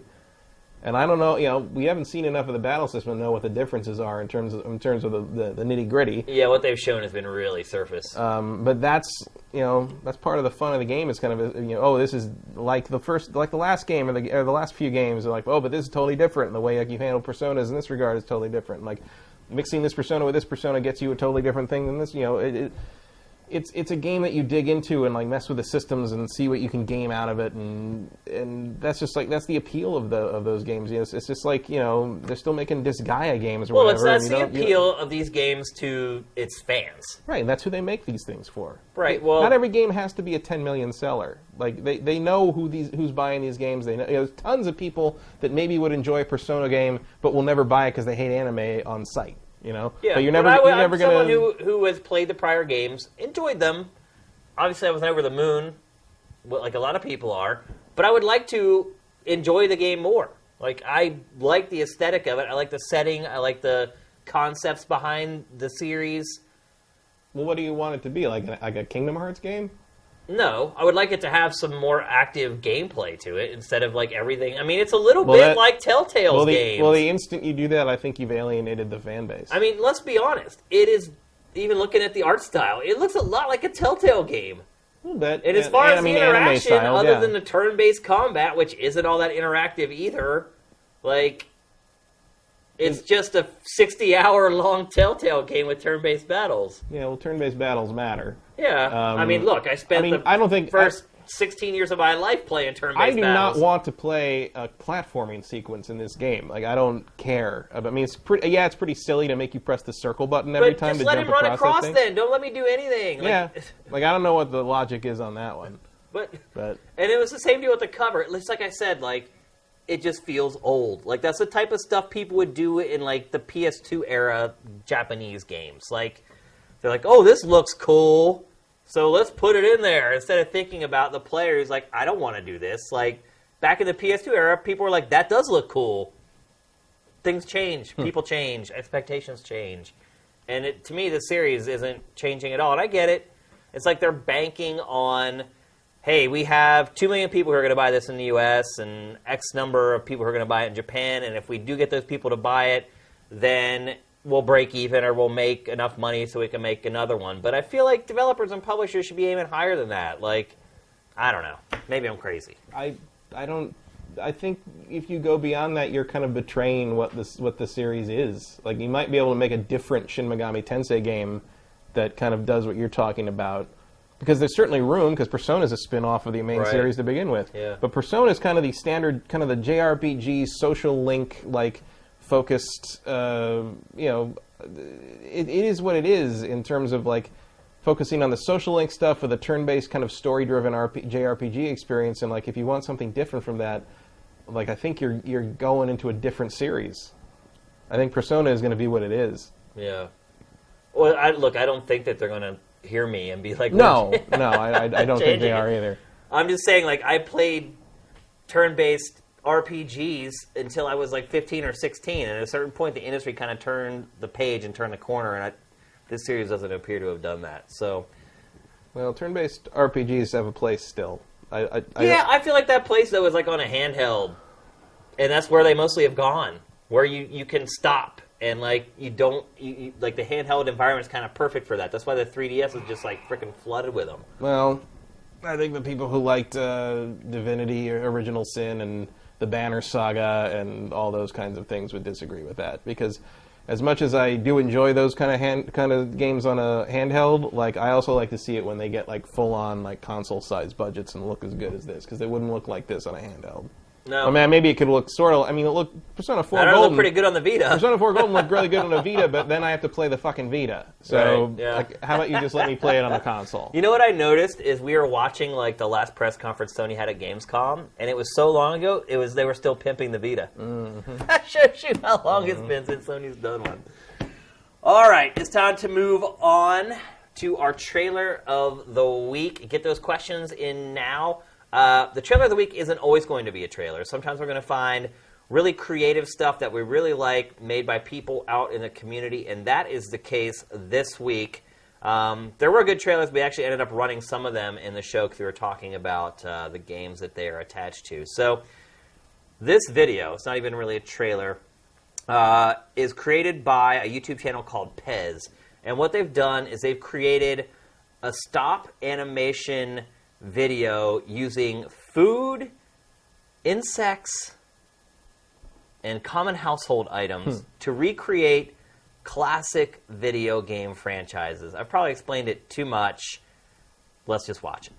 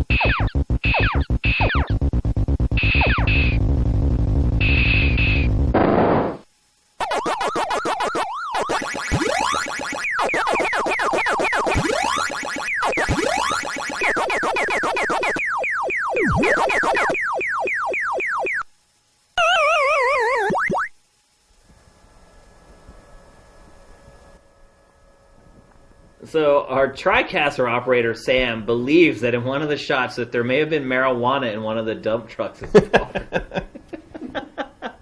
Might just be a case of seeing what you want to see. We have to go back and pause that one and see if that were the case, but I didn't notice that myself. But I love that. I love the Space Invaders, how the leaf starts slowly like deteriorating, just like your little like shields did in the game. Like, really creative stuff, man. I wish I could find people like that to make content for Sifted. Many Beatles died to bring us the Space Invaders video. For sure. Okay, looks like we got some questions here. Dragon Slayer 91, no deep dive, LOL. We haven't done that since like episode 15, or not even. We haven't done a deep dive in... No, that was Marcus era. Yeah, like episode 15, 17, something like that. It's been a long time. Here's a good one. Murat Yilmaz. Matt, did you try VR porn? No. Hey, would you admit it if you did? I would. No, I haven't actually done that yet. No. I would try. I'm sure I'll get to it. I'm sure I'll get to it. I do. Gotta put it on your schedule. I do have Dead or Alive Beach Volleyball 3. There you go. So when the PlayStation VR comes along and they put that update in, I'll probably give it a shot. Yeah. I would try it right away just to see what it's like. My girlfriend wants to see what it's like. My girlfriend wants to try it too. I mean, we're interested. We're DOA Beach Volleyball try it fans. Together. Well, that'll take a big headset. Let's see. Someone's asking a question. Oh, here we go. From Swanson. Do you think the CSGO gambling skin will go away anytime soon? And do you think Valve is doing enough to stop it? I think today Valve finally started doing enough to stop it. I think Valve is guilty of lethargy and kind of allowing it to go unchecked all this time, because if Valve had actually been on its game, it never would have got to the place it is now. If it weren't for people like T-Mart seeing how well these sites were doing, he never would have launched one on his own. Because, I mean, let's be honest, T-Martin could launch any website he wanted, and all of his subscribers are going to go and look at the website and probably use it. Like, he is in a very enviable position, T-Martin. I mean, first of all, he pulled all this crap, and no one cared. Someone wrote a whole editorial about it, how pissed off they were that these people on YouTube can go and do whatever the hell they want, and no one cares. Nobody cared about T. Martin. No one cared about his lame apologies. All his fans are just sitting there just making excuses for him. It's okay. I understand. He needs to make money. Like, if he needs to do that so he can keep making his YouTube videos. Meanwhile, he's driving like a supercar and he has a house the size of like a city block. You ever heard like people like do like multi-level marketing stuff, defend that? Yeah, like exactly. Even though they're making nothing. Yeah. And like people above them are like raking in tens of thousands off them. Like once you're invested in something like that, you can't see out of it. Well, it's so funny too. It's like, whenever like everything happened at GT. And I was trying to, like, get some of the folks from GT to come over and work here. And, like, I was telling people, I'm like, you subscribe, I'll spend that money to hire the people from GT. And, oh, my God, NeoGaf. Whoa! You can't, like, tell me what you're going to do with the money and ask for the money. You're a jerk. I'm like, dude, I ain't making any money off this freaking website. And then T. Martin, like, goes and blatantly does this crap. And all the people are like, it's okay. It's like... What is wrong with this world? Win some, you lose some. Yeah, or you lose a lot and he wins them all. Like, that's pretty much how it's worked out. Like, but back to what I was saying, like, if Valve hadn't let this environment fester and become a place for profits, T. Martin would have never jumped in there. And so they have managed to perpetuate the problem due to inaction. So finally today, Valve sent cease and desist to, I think, 23 different websites. Today, Twitch banned one of its biggest Counter-Strike Go streamers from the service because he was in the whole lotto thing. I can't even believe there were 23 sites, by the way, Matt Kyle, that were doing this. This just completely slid under my radar. I had no idea what was even going on. I'd watched some videos of, basically, people were I knew it existed, I knew what it was, and I seen some videos where, people would, bet, $4,000, $5,000, $8,000 on one thing, and they'd lose, and, they showed that you just see them, they're them collapse. Yeah. And there was one where I remember some guy did it, and he suddenly just lost $5,000. His girlfriend just jumped into the frame. Was like, "Why did you do that?" And it was just you watched a man's life at least that week got ruined, right there. And it was just yeah. So basically, I knew of the CS:GO skin betting thing because I like to watch human misery on YouTube. I guess would be the fair way to describe that. But I had no idea it was so widespread in terms of I thought it was one site. I thought it was just one thing. There are 23. There are tons. It was crazy. It's really unbelievable. Cheater Hater, the beautiful thing about Twitch with live chat, corrections and retractions before the show's even over. The mini NES is $60, not $40. And Pokemon Go just launched in Japan 2 hours ago. So there you go. I'm surprised we can even get on. Yeah. Thanks for that, Cheater Hater. Appreciate it.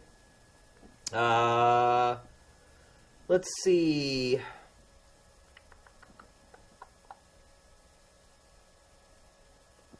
Here's a good one from Kadaz1. If Persona 5 is wrong in keeping turn-based gameplay, is Final Fantasy VII Remake wrong for replacing it? Why?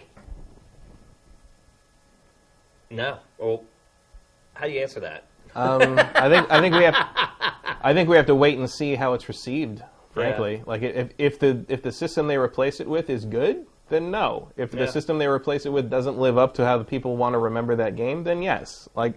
And I don't know. I don't even like Final Fantasy VII, so I don't really know if I'm qualified to, because I'm not a fan of it, so I don't know how hardcore the fan base is about don't change it, do change it.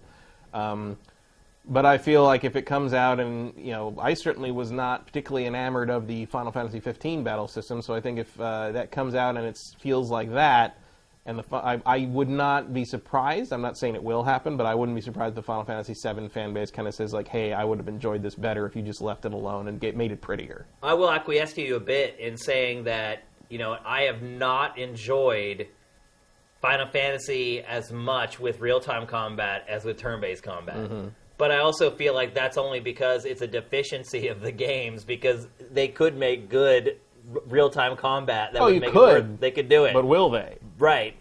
We don't know. Do you trust the guys who make Persona 5 to come up with a decent action-based combat system? Well, I feel like if they decided to go that route, then maybe they hire somebody from Omega who's worked on a bunch of Musou games. You can make it happen if you want to do it, is the bottom line. But you have to hire people to do it if you don't have the people in-house to make it happen. So, Kadaz, to answer your question, yeah, I think Matt's right. You have to wait and see how stuff turns out. If Final Fantasy VII's combat is great, I have no problem with it replacing turn-based combat. If it's terrible, then you're well, you might as well just use turn-based combat because this combat stinks. Because at least that works. Right, yeah. And to Matt's point, I kind of explained, how you would do that with Persona. You would just have to hire some new people if you don't have the people in-house. Lots of positive comments about the trailer of the week this week. That's good to see. I was worried about not running a traditional trailer, so if you guys are cool with it, we'll start looking for more kind of artier stuff like that in the future.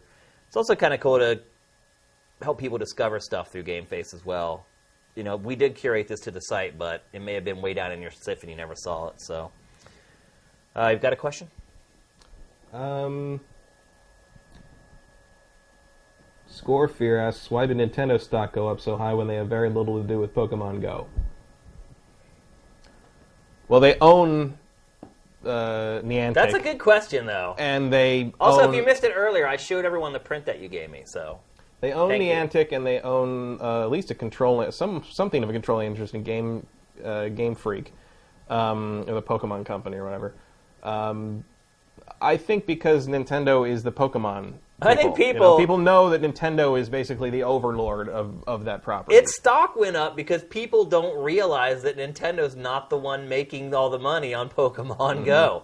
People just look, it's Pokemon... It's Nintendo. It's Nintendo. I mean, Nintendo doesn't even have their logo on that game. Look, even my wife, when she booted up Pokemon Go for the first time, thought she had the wrong app. She's looking at the Niantic logo, and she's like, what's up with this? She's like, you think this is a fake one? And I was like, no, that's the real one. I mean, Nintendo has controlling ownership of those companies to the point that you're never going to see a Pokemon game on a PlayStation. It's not. I mean, that's not how it goes. So Nintendo... it is a Nintendo game. It's just they were pretty hands-off in the development of it in terms of they're just like, okay, yeah, do it.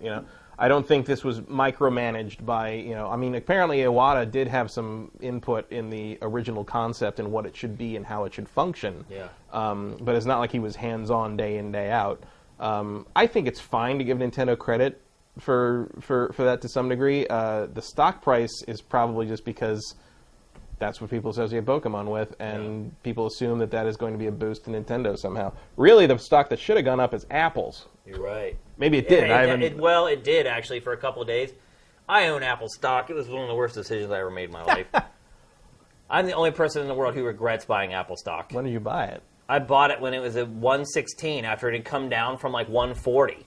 And I was like, this has got to be the bottom. I'm like, it came down so far, so I bought it I thought I was buying it at the bottom. Nope. When was that? I don't know, 4 or 5 months ago. Oh, okay. Oh, it's dropped a ton. See, I thought I was thinking like, when I was thinking about buying Apple stock, it was like 1998. Right. Back when. Before. See, these guys are all making fun of me. Thanks. Yeah. Just rub that salt in the wound. I don't already feel terrible. You had to get in before You're the. Like, oh, you bought it now? You had to get in before the iMac. The ship has sailed, man. It's over. Before They're the most iMac, profitable company in the world. Before the iMac, before the iPod, before the iPhone. I don't want to hear any of this. That's where you had to be in. Let's see, unfashionable. Any comments on the announced price of the Pascal Titan X being $1,200? That's a lot of money. That's too much money. More money than I'll ever spend on it. More money than probably anyone will ever spend on it. Yeah, you're probably not going to SLI that one. No. I mean, unless you're like mining for bitcoins or something. Yeah, that's probably the people who will buy it. It's people who need it for stuff like that. But I mean, I just think that's idiocy. That's just over. Yeah, no.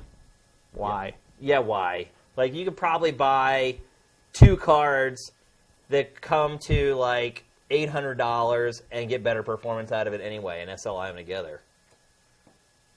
Let's see. Anything else? Vox91, is there any game series that you're surprised that hasn't survived the transition from either Gen 6 to Gen 7 or Gen 7 to Gen 8? By survived, do you mean it just disappeared, or that the games in the next generation stunk? I don't know that really happens anymore, because usually what happens is the series is killed, dead and buried, on one gen, and it just never comes back. Like Dead Space. Like Dead Space, the beginning of last gen, amazing. By the time you got to the end of the gen, it's like a dead IP. Although there's rumors of a remaster, but I don't know if I believe those, because EA has already said they don't do those. Right.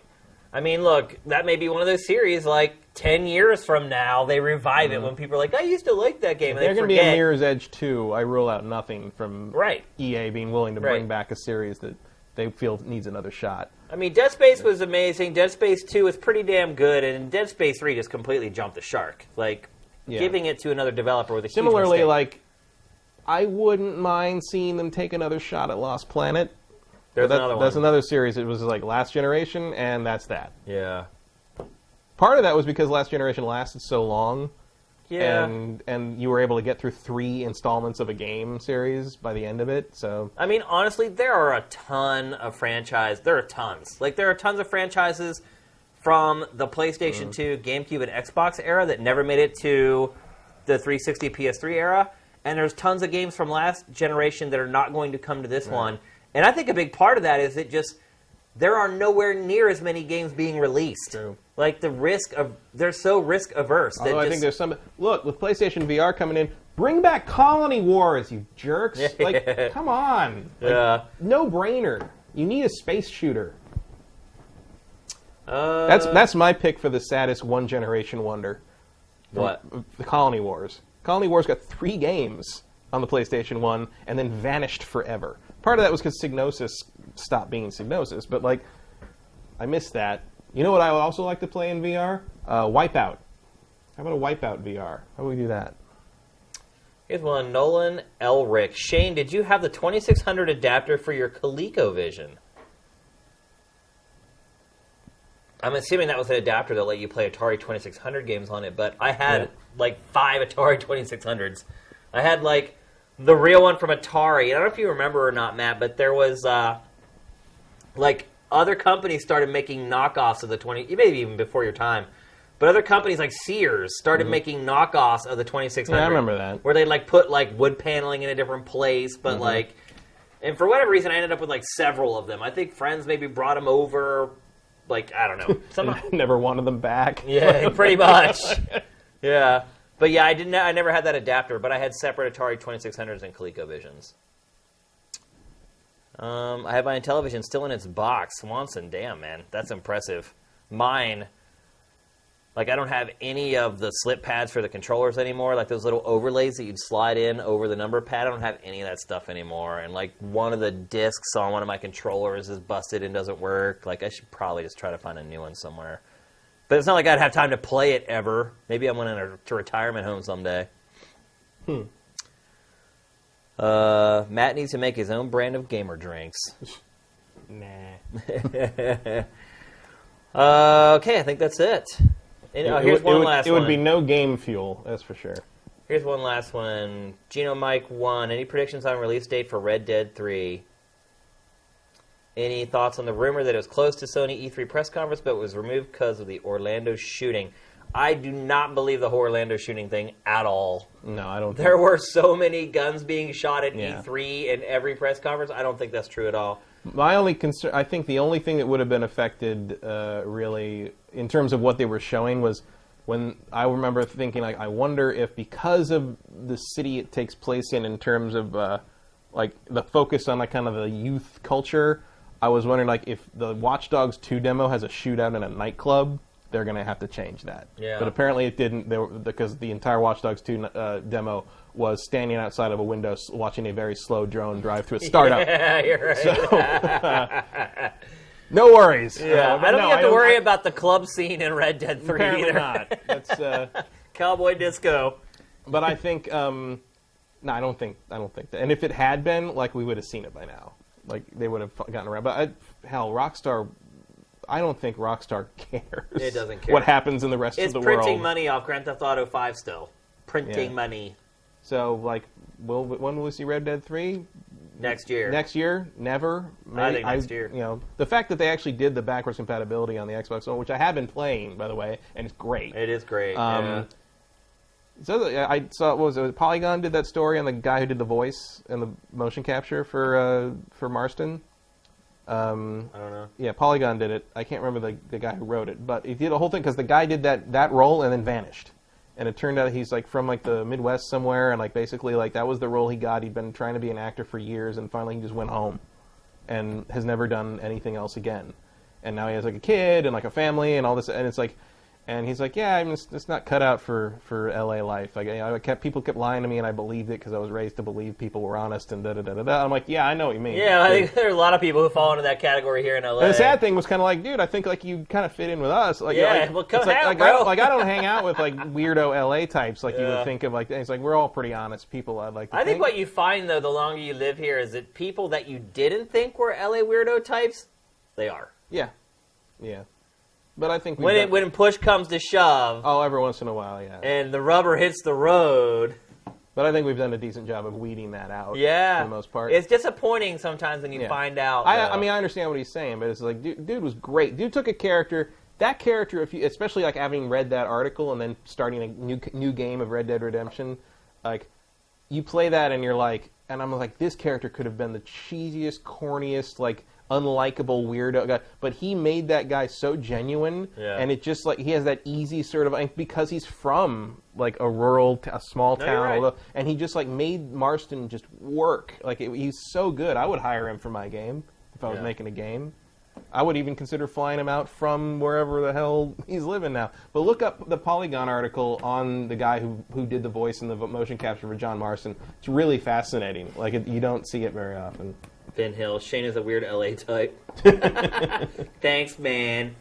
All right, I think that's it. We have already had one hell of a long episode when we thought we had nothing to talk about, but that's just how it goes sometimes. Never underestimate. Yep. So thanks to everybody in Europe, as always. Thanks to Elite. Wait, we do, for the first time in weeks, we do have a new Sifted Elite member. And here he is. Ooh, up in your name 4 feet wide. That's what I'm saying, man. When you're solo, you get the focus. Diamond Noir. Woohoo! Survey says. Welcome to the club. And thank you very much for your donation. We really appreciate it. So that's going to do it for this week's GameFace. Again, thanks to everybody who stayed up late, even you East Coasters, where it's 10 o'clock at night right now. Or actually, it's 1 in the morning there. It's 10 o'clock here. So thanks for everyone who's sticking it out on the chat and for hanging around with us for tonight. Everyone have a great weekend. GameFace is up and out.